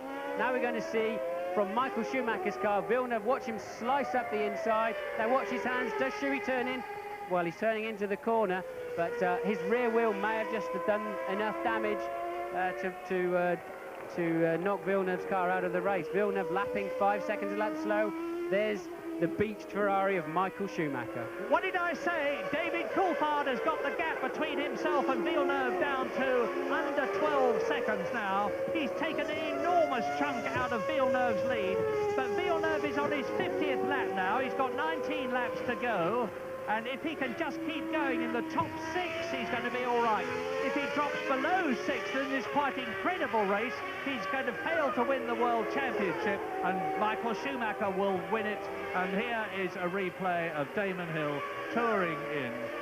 Visor up. Lap 50, Villeneuve leads, and down comes the gap to 10 seconds. Coulthard is second, Hakkinen is third, and the gap is being reduced by David Coulthard at the rate of 1.5 seconds a lap. But at the moment, Villeneuve looks safe, because between him and Frentzen, who is in 6th place, there are 23 seconds, and he can afford to lose a lot of time and still get a World Championship point. Well, he's picking up the pace again now, 2 seconds faster on that. The barge board is damaged, the deflector on the side of the car, that is not a critical part of the car. It won't help the handling. You saw Villeneuve, they're snaking out of turn 6. Maybe the track of the rear of the car has been knocked around a bit. The track rod's reasonably strong. The wishbones are not strong at all. There's Patrick Head and Frank trying to get a good view of the side of the car to see if there's any damage. Villeneuve now just 1.4 seconds off of Coulthard's pace in 2nd place. And, well, I wonder... And Louis Schweitzer, the boss of Renault, it's their last Grand Prix after 7 wonderful World Championship years in which they've dominated everything, and naturally they want one of their cars to come home in 1st place. Well, at the present moment, it can only be Jacques Villeneuve, because down in 6th position in the 2nd Williams Renault is Heinz-Harald Frentzen. He's okay, he's picking up the pace. He was obviously just checking the car out as he was going around. He had a couple of very slow laps, but now Villeneuve is getting back on the pace, and this is amazing, Murray. Suddenly all these people in the grandstand in front of me are jumping up as Villeneuve goes past, but Louise is in the pits. Yes, some scenes a moment ago, I don't think you saw it on the cameras, but as Villeneuve came down the pit lane, he came incredibly close to the McLaren refueling area. In fact, so close he caught the air guns, took them with him down the pit lane and sent them barreling into the Benetton mechanics, who were standing out at the front of their garage waiting for their pit stop. They all had to go rushing back into the garage. Thankfully, nobody's been hurt, though. Lap 52, we're riding with Jacques Villeneuve, but David Coulthard continues to bear down on the Williams Renault. The gap now is 9 seconds. Jacques Villeneuve may have increased the pace, but he's not increased it enough. Coulthard could win this race, but Villeneuve looks very likely to win the World Championship. Lap 52, so there are 17 laps of 2.75 miles to go between Villeneuve and the championship, with his sole rival, Michael Schumacher, out of the race on lap 48 after that collision. I'll stick my neck out, Murray, but I think if Villeneuve's car was going to fall apart, it would have happened before now. He's lapping quickly enough to put a lot of load into that suspension, and it's staying with him. four wheels on his wagon still. I think you're absolutely right. It's worth saying that those suspension arms are made out of carbon fibre, which are tremendously strong in the direction in which they're supposed to take loads and stress, but not strong in the other directions. But it looks as though the fact that it was a clean side swipe has enabled Villeneuve to check the suspension and find out that it's perfectly all right. Lap 53. Yes, and Villeneuve now on the same pace as David Coulthard. James is in the Williams pit. And like you, Martin, I'm trying to assess whether there's any damage to Villeneuve's car. James Robinson, the chief engineer, came down off the wall. Patrick Head, you saw them in a conflab earlier. Now, the lap after the incident happened, Villeneuve's tyres were out in the pit lane. They thought there was a problem. Villeneuve radioed to get a set of tyres ready. They waited for a little while, but then they brought them back in again. And it seems as though there is not a problem with Jacques Villeneuve's car. It seems as though he's okay. There's no one really concerned over at the telemetry area. The engine's working fine, so we'll see. Well, he's certainly got a problem from the point of view of winning the race. I don't think he's got a problem from the point of view of winning the championship, because David Coulthard continues marginally to eat into his lead. It's under 9 seconds now.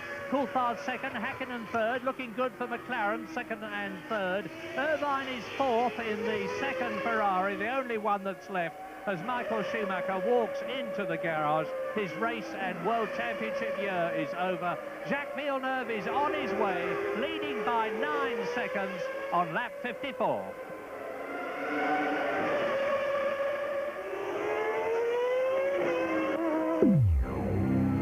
In Jerez in Andalusien, und nachdem Michael Schumacher vor wenigen Minuten ausgeschieden ist, führt sein großer WM-Rivale, führt Jacques Villeneuve vor David Coulthard, Mika Häkkinen, Eddie Irvine, Gerhard Berger und Heinz-Harald Frentzen. Und es sind noch 15 Runden, also etwas mehr als 60 Kilometer. Und Villeneuve, er muss nicht unbedingt gewinnen, aber er muss mindestens als Sechster ins Ziel kommen, wenn er Weltmeister werden will. Und das ist noch ein langer Weg und wir wissen immer noch nicht genau. Wir versuchen natürlich in der Box da was. Lap 55 out of 69. You're watching the race leader and potential world champion, but not necessarily the race winner, Jacques Villeneuve, as on the left, Ross Brawn, on the right, Jean Todt in the Ferrari area. Watch their man Eddie Irvine, who is in fourth position. Now, David Coulthard on lap 56 out of 69 has got the gap down to 6.4 seconds. He's gaining at the rate of 1 second a lap. So in about 5 or 6 laps, he's going to be with Jacques Villeneuve, who I would expect calmly to yield the race in order to make quite sure that there were no problems about winning the championship. And Mika Häkkinen is in third place, so McLaren second and third. Eddie Irvine is fourth and catching Mika Häkkinen. I don't think he can I'm quite sure he can't get both past the McLarens and give Villeneuve a hard time. That's what he'd like to do. Gerhard Berger is fifth in his last race for Benetton, and Heinz-Harald Frentzen is on 1 World Championship point.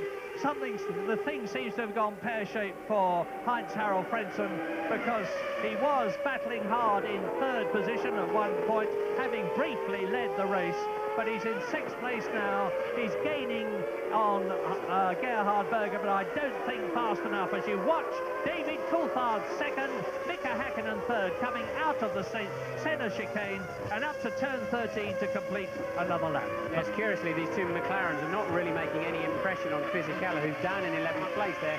They're closing in on him to lap him, but he's doing the same lap times, which is strange considering how off the pace Jordan have been so far through the event.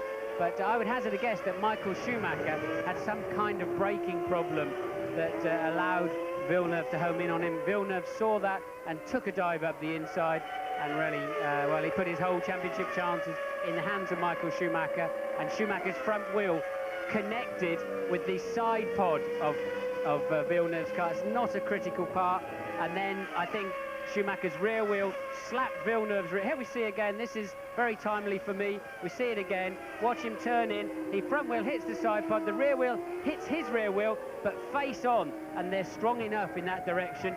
And Villeneuve goes on his merry way, and Louise is in the Ferrari pits. Yeah, I've been checking up what's been going on down at Ferrari. Michael Schumacher's just arrived back in the paddock on the back of a motorbike.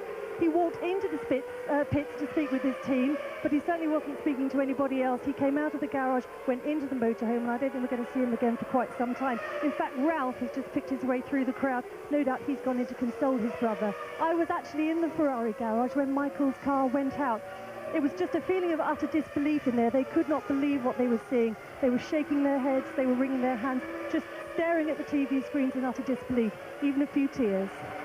That 57 completed now for Jacques Villeneuve, so he's got 12 laps to go, and he's picked up the pace because he's only half a second or so slower than David Coulthard at the present moment. And as Martin has pointed out, and as Eddie Irvine is closing on the McLarens in front of him, Irvine in fourth position, but as Martin pointed out, Coulthard and Häkkinen are not making any real impression on Giancarlo Fisichella, who's been lapped by the leader and is down in 11th place.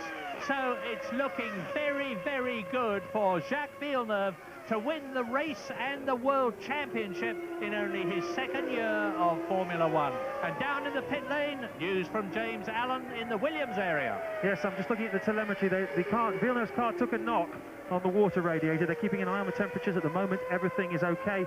But in the meantime, obviously, Villeneuve is just taking it nice and easy, just nursing the car. Patrick Head has just walked down and into the McLaren garage, obviously to have a word with them down there. Interestingly, Mansour OJ, during the course of this race, who is Ron Dennis's partner, and Ron Dennis himself, have both been up to see Frank. This is before all the drama happened during the course of the race. Whether it was to do with what was going to happen on the track, the influence of Coulthard and Häkkinen on the outcome for them, I don't know. But nowadays, right now, Patrick's gone into their garage, obviously, to talk to them about how they deal with this race. Yes, and interestingly, I saw Jacques Villeneuve coming out of the McLaren motorhome also on Saturday. I think Villeneuve was slowing everybody down in Japan in the hope that somebody would overtake Michael Schumacher, and McLaren was saying to him, why didn't you tell us? Why didn't you let us in on your secret if you wanted us to be overtaking Michael Schumacher? So we told our man to be careful not to get involved in the leading accident. So quite clearly, I would suspect that Patrick has been and said to Ron Dennis and co, look, you know, if your guys come up, then Jacques is not going to give them a problem. Oh, he's got 10 laps to go, including the one he's on, and David Coulthard and Häkkinen continue to catch him. And that's Shinji Nakano, the Japanese driver, that Villeneuve has just lapped. Nakano is in 10th place, and the gap between Villeneuve and Coulthard is 5 seconds, and Coulthard is lapping about half a second faster than Jacques Villeneuve, so it's not enough, I think, to take the lead away from Villeneuve in the closing stages of the race, because Jacques Villeneuve will have a very wide car if he doesn't decide to yield, and he's on lap 59 now. The Williams are looking good, and you look back in the Senna chicane and you see the two McLarens going together almost as one. Eddie Irvine is 4 seconds behind them in 4th place. Gerhard Berger is still 5th in the points in his last Grand Prix. Heinz-Harald Frentzen is behind, very close to Gerhard Berger. It would be nice to have a look at him because Berger's giving him a hard time. Look at the way Nakano's staying with Villeneuve. Slow lap there from Villeneuve, 26.5. McLaren's taking another 0.4 of a second. The gap now down to 4.7. I tend to disagree with you. I think those McLarens are going to be snapping at his gearbox in the very near future. There's 10 laps to go, time enough for them to be giving him a hard time, and if they show him a wheel, he'll be jumping out of the way because he's seen enough wheels in his side pod for one day. Yeah, I've just had an agonising reappraisal of the whole situation, Martin, and I think you're right. That is what is very likely to happen. And we're on lap 60 now, but still Giancarlo Fisichella, he's just lapped in 1:25.8 in comparison with David Coulthard's 1:26.1. So Fisichella is holding his end up, but he's down in 11th position. Top 10, Villeneuve on lap 60. 4.7 seconds ahead of David Coulthard and holding firm. Häkkinen 3rd, Irvine 4th, Berger 5th, Frentzen 6th, Panis 7th, Herbert 8th, Magnussen 9th, Nakano 10th, and against expectations, Goodyear very much winning the tar battle between themselves and the Bridgestone concern as we ride over the line up to turn 1 with Jacques Villeneuve into his 61st lap. Well, he's responded again now. Villeneuve back into the 25s. Coulthard just a smidge quicker on that lap. Villeneuve is still responding, so clearly they don't have too many worries about their water temperatures, otherwise he'd continue to back off. Yeah, 4.6 seconds. He can afford to lose time, a small amount of time on each lap, because he's only got 9 of those 2.75-mile laps between himself and the World Championship that every Formula One driver aspires to. Yes, Fisichella back in 11th place is controlling this race at the moment. It's a shame. Head.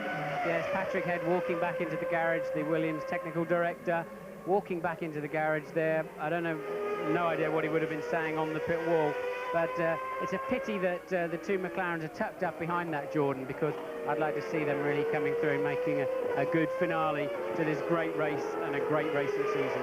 Well, remember that with Jacques Villeneuve potentially on 87 points in the World Championship, if he gets 10 for winning this race, in comparison with Michael Schumacher's 78, he's got to finish in the top 6 to win the World Championship. If anything did happen to his car and took him out of the race, which would be no justice because he's now on his 62nd lap out of 69, it would lose the championship for him, and Villeneuve and Schumacher would win it by 1 point. But Villeneuve certainly looking strong, his car's looking good, and he is still 5 seconds ahead of David Coulthard, who is making no impression now on the flying Williams Renault. Yes, I have to say that Fisichella is doing nothing wrong, because the McLarens are not really pushing them hard enough. He's not holding them up. He won't be seeing blue flags. There you can see the gap in the background, and the McLarens, I don't know, understand why they can't just move up and get on with it, and where Fisichella's got this pace from. But Fisichella's doing absolutely nothing wrong until the blue flags are waving. James. Yes, Murray, you'll love this. A couple of the Williams mechanics just grabbed me and said to me, listen, Murray hasn't put the curse on us yet, has he? He hasn't said this now, Villeneuve is now the world champion, he's now the race winner, has he? I said, no, calm your boots, lads. He hasn't said anything of the sort, and I'm sure he isn't going to until the checkered flag. No, indeed he is not. But he's watching Eddie Irvine, who is flying in the Ferrari in 4th position, trying to get onto the podium for his last race for Ferrari in 1997. He's 4.6 seconds behind Mika Häkkinen, but he's catching very slowly the McLaren Mercedes ahead of him. Well, our Spanish producer seems to have decided to stay with Jacques Villeneuve for the rest of the race, in which case, as he's on lap 63, we're going to be with him for another 6 laps. Villeneuve has steadied the gap.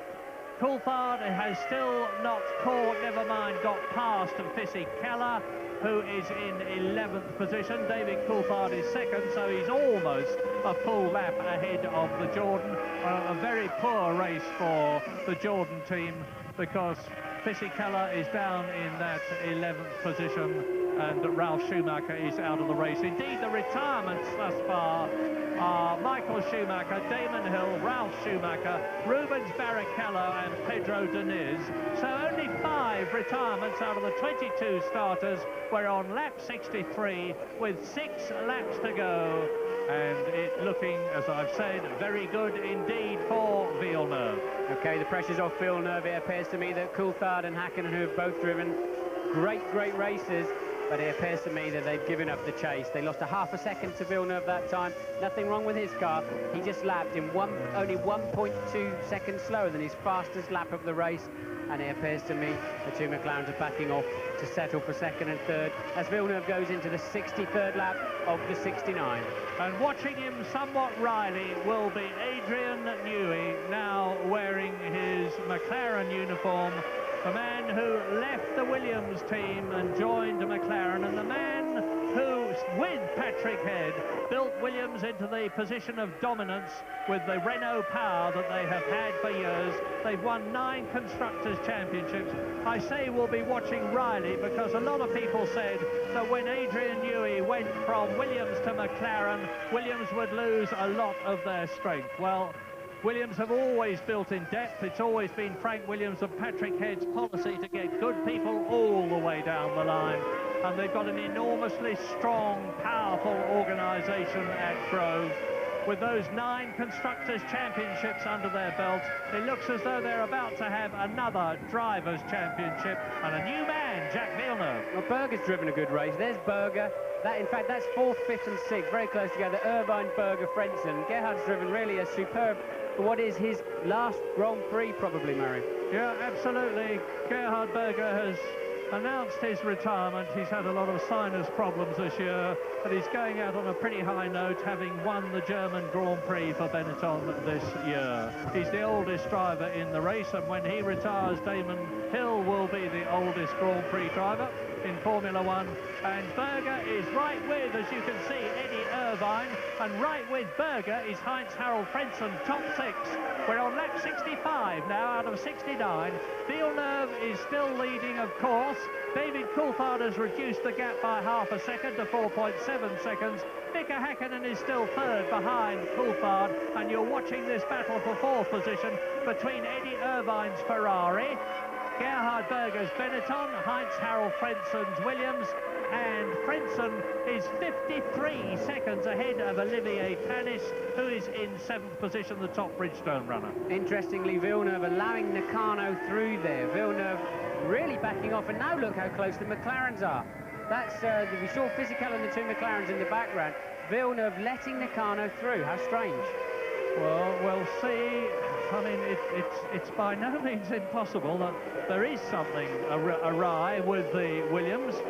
His last lap time was 1 minute 26.0. There's been nothing. I don't think there's been a problem with it up till now, but why has he allowed Nakano through? It was good to have Nakano. He's about to let Fisichella through from the look of it, and Fisichella's got Coulthard right behind him. It looks indeed as though Villeneuve may not win the race after all, and we're on lap 65 with 66, 67, 68 and 69 to go. There's the damaged barge board in the middle of the car underneath Villeneuve's helmet we talked about, but the gap is down 3 now. seconds he's lost on that lap. It was definitely, on that lap, he lost a full, more than that even, Murray. Yeah, 3.5, nearly 4 seconds. He really backed off. I don't know why he wouldn't want Nakano between him and his 2 pursuiters. At least he's got Fisichella still there to help him. 1.9 seconds between Jacques Villeneuve that you're looking at on lap 66 and David Coulthard, who's challenging for his 3rd win of 1997. There he is, David Coulthard, who won in Australia, who won at Monza in Italy. Now, Fisichella is going to elbow his way past Villeneuve. This is lap 66. There's only 3 to go after this. But there's a long way in terms of time between Villeneuve, who leads, and Frentzen, who is 2nd. Well, not all that much, come to think of it. 7.3 seconds.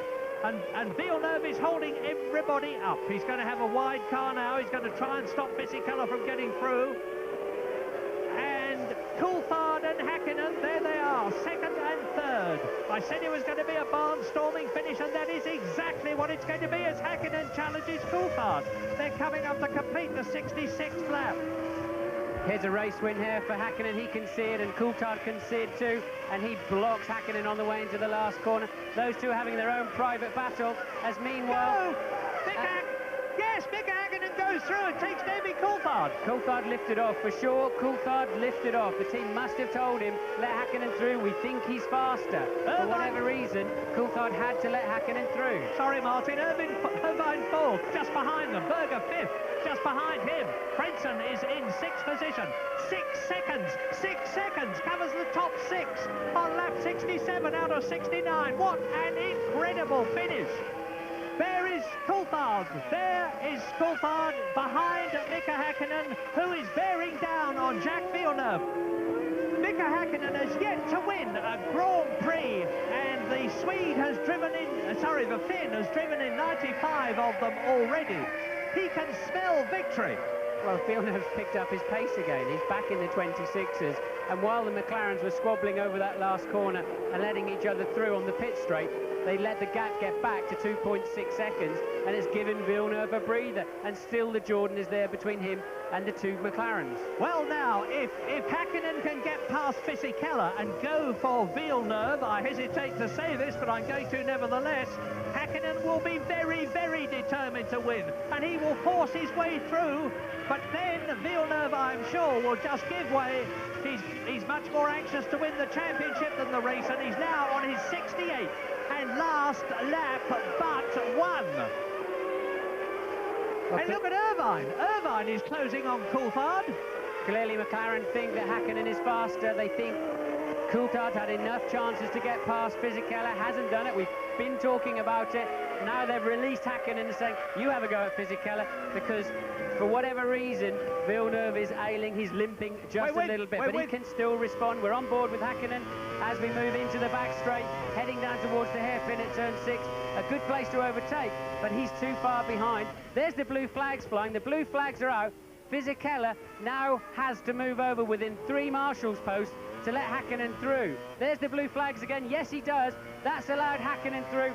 Now he can have a go at the back of Villeneuve's car, but it's too late. I think it's too late, unless Villeneuve really does have a particular problem. This is going to be an absolutely riveting last lap coming up as Jacques Villeneuve goes into the Senna chicane.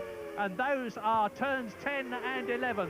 Turn 12 is the right-hander. Turn 13 is the last corner of the track as Jacques Villeneuve turns in to start his 69th and last lap in the lead. And he's on his way to the World Championship now, without a doubt. He's on to the last lap, but Mika Häkkinen is going to try to win this race.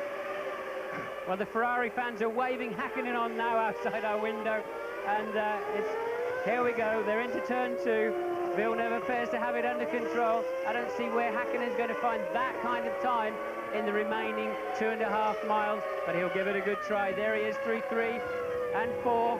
Coming up now to the fastest corner of the track, about 135 through the top. Villeneuve's online, no problem, keeps it inside. Häkkinen homing in on him all the time. And 5.3 seconds covers the top 6 in this amazing race. So, Häkkinen now right behind Jacques Villeneuve with just a few corners to go. Round the left-hander. Mika Häkkinen can see that victory beckoning him. Look how close it is. He's got 2 chances, a small one into the Ayrton Senna chicane, and then a big last gasp dive into the last corner. He knows Villeneuve will jump out of the way if he as much as looks at his rear wheel. And he does it. He's let him through. Häkkinen is going to win.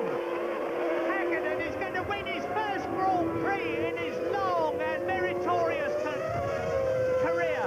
He's coming up to the last corner.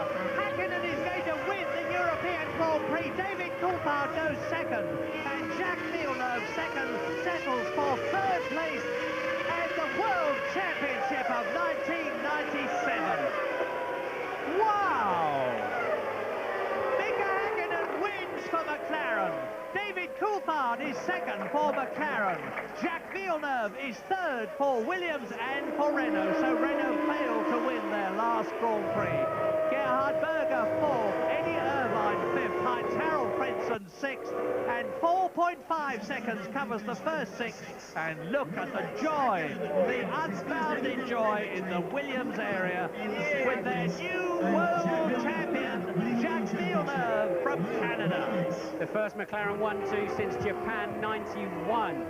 Don't ask me to explain that last lap. It appeared to me as if Villeneuve was just backing off and letting the 2 McLarens through. I can't see the logic in that. I think he had the speed to win the race, but all he needed to do was win the World Championship.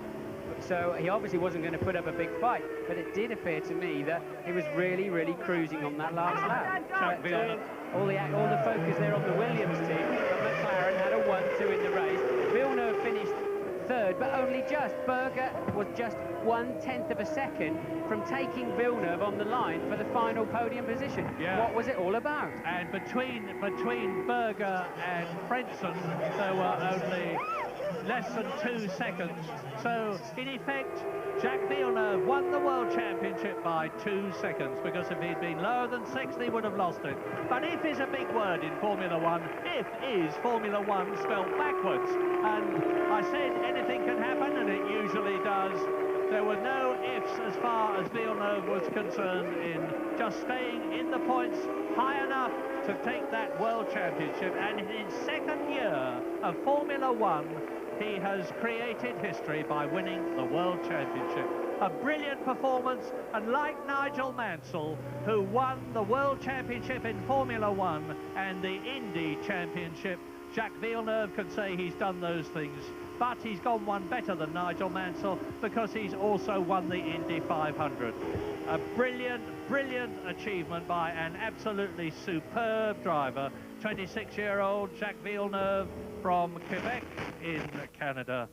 That's his 33rd Grand Prix. He's now won 12 of them, a magnificent finishing achievement.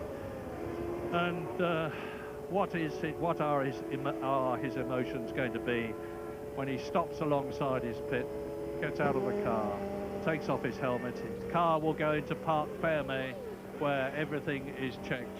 Villeneuve will have to get on the scales, and you look at the reception he's getting with his on-car camera. He's beaten Michael Schumacher in the World Championship by 4 points. Heinz-Harald Frentzen finishes third in the World Championship. Lacey and Coulthard tie for 4th position, and Mika Häkkinen and Gerhard Berger tie for 6th position in the 1997 World Championship. And a very, very happy Swede or Swedish supporter is, Finnish supporter is galloping down the track with his flag in honour of Mika Häkkinen. Into Parc Fermé now, where all of the cars will be scrutinised and checked for legality. They'll be weighed. Notice all the pickup on the tyres on the right front tyre there of Mika Häkkinen. We've moved away from that now. As drivers, we're told to pull off line as much as we can. You can see it on Villeneuve's tyres too, to pick up as much weight as we can, just in case we've lost some fluids or something and the car is a kilo or 2 underweight. All that mush you see on the tyres is from driving offline and picking up all of the discarded rubber, as Häkkinen and Villeneuve embrace. What an incredible finish to the season. Yeah, Jacques Villeneuve, a very cool, calm and deliberate individual. Well, not now. He's a very, very happy man, and so he should be. He's driven a brilliant race. One of them had to lose, Michael Schumacher or Jacques Villeneuve. It was a fair fight. It was lap 48 when, having dominated the race between them, with first one leading and then the other, Villeneuve takes the championship. But if ever a win was richly deserved, it's that of Mika Häkkinen. It's his 96th Grand Prix, and it's taken him nearly a century of Formula One races to get that coveted first place. Out onto the podium in that coveted position, the top step, with Coulthard alongside him in the second step, but with Jacques Villeneuve on the podium again. Third place, 4 points, quite enough to beat the man who's taken the World Championship twice already by 5 points. Here's the replay. Here's the replay. This is going to be interesting, as Häkkinen, who's brilliantly homed in, he dispatched Fisichella, now homed in onto the back of Villeneuve. Villeneuve slows early for the chicane, and well, it's very, very easy, wasn't it? Candy from a baby, that one.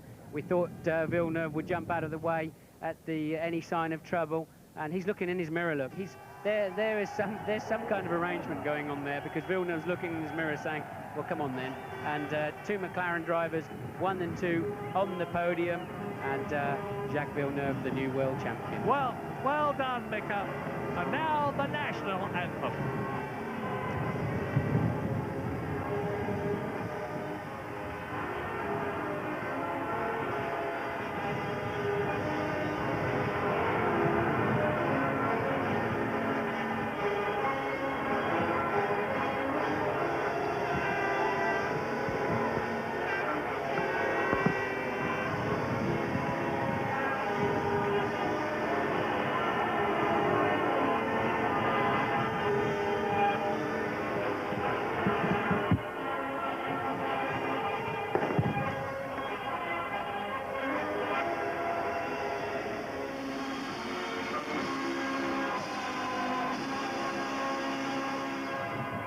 For the British McLaren team, the national anthem.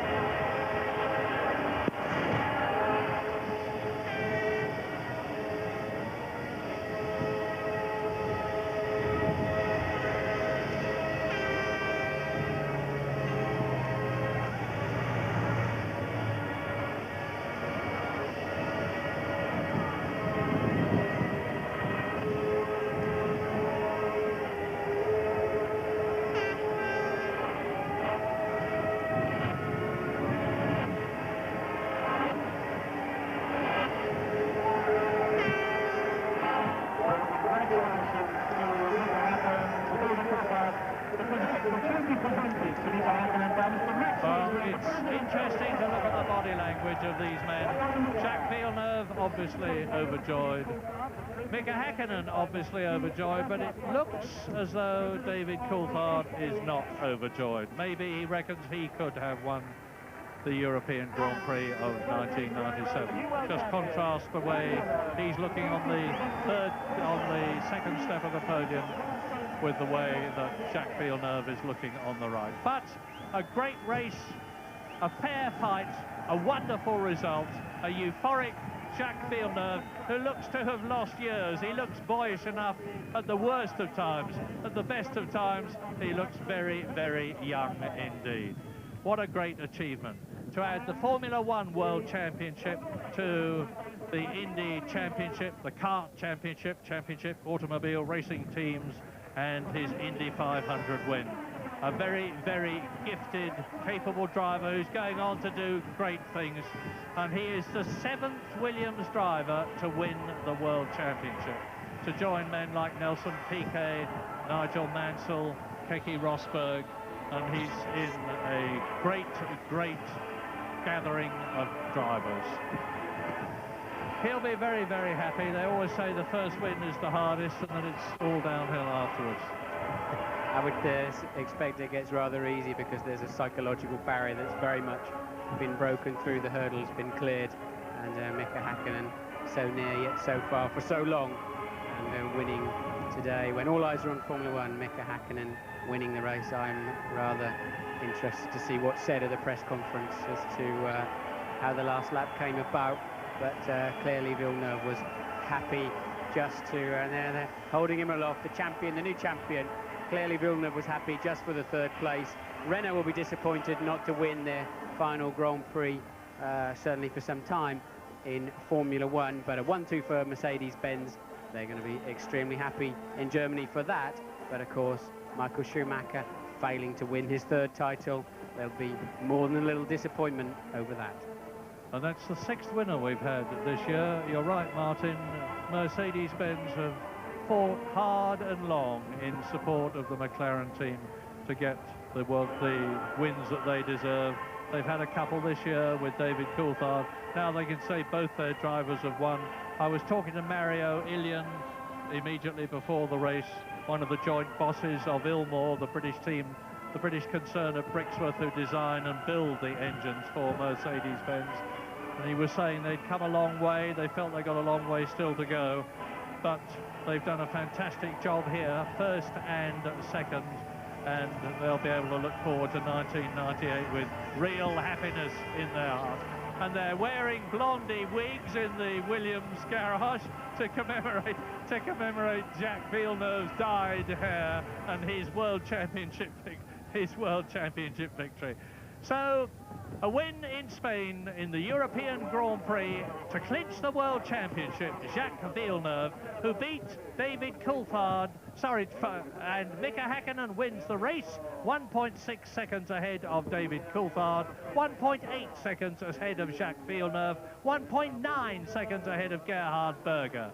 And in 5th position, Eddie Irvine, 6th, Heinz-Harald Frentzen, only 4.5 seconds cover the first 6 home.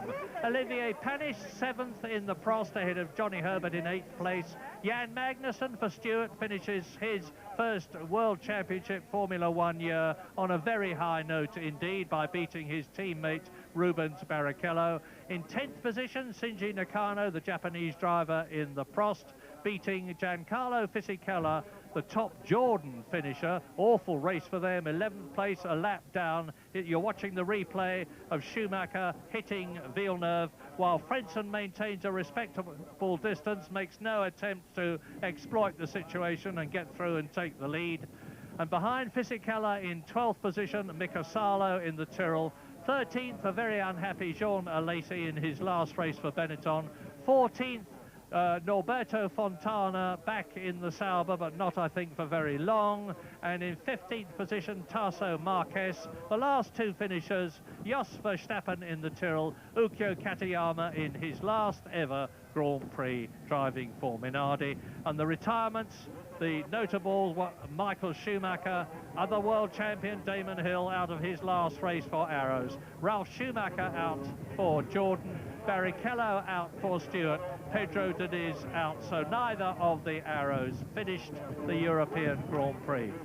And now, of course, we look forward to 1998 with very, very different looking motor cars, new regulations for safety reasons, grooved tyres, the times are going to come down a lot, the speeds will come down a lot, but probably the cars won't look to be going any slower.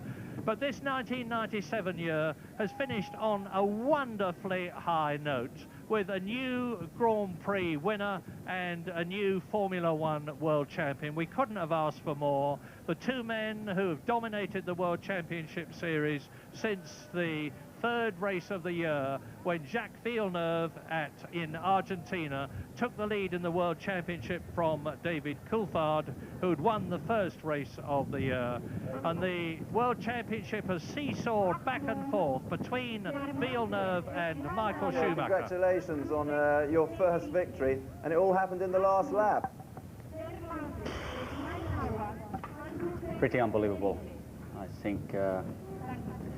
I think the whole race was interesting from start to finish, for me anyway. I think I lost some time in behind the track in the start of the race, and I obviously wanted to go quicker, but it was again would be far too risky to try to make any maneuver to try to overtake him, because obviously he's fighting from the not anymore from the championship. So I decided to more or less stay behind him, and yeah, I would say coming to the last couple of laps, it's pretty incredible. It was one of the Jordans front of us, and Jack was there, and obviously David was front of me, and I would say it was, from my side, it was fantastic.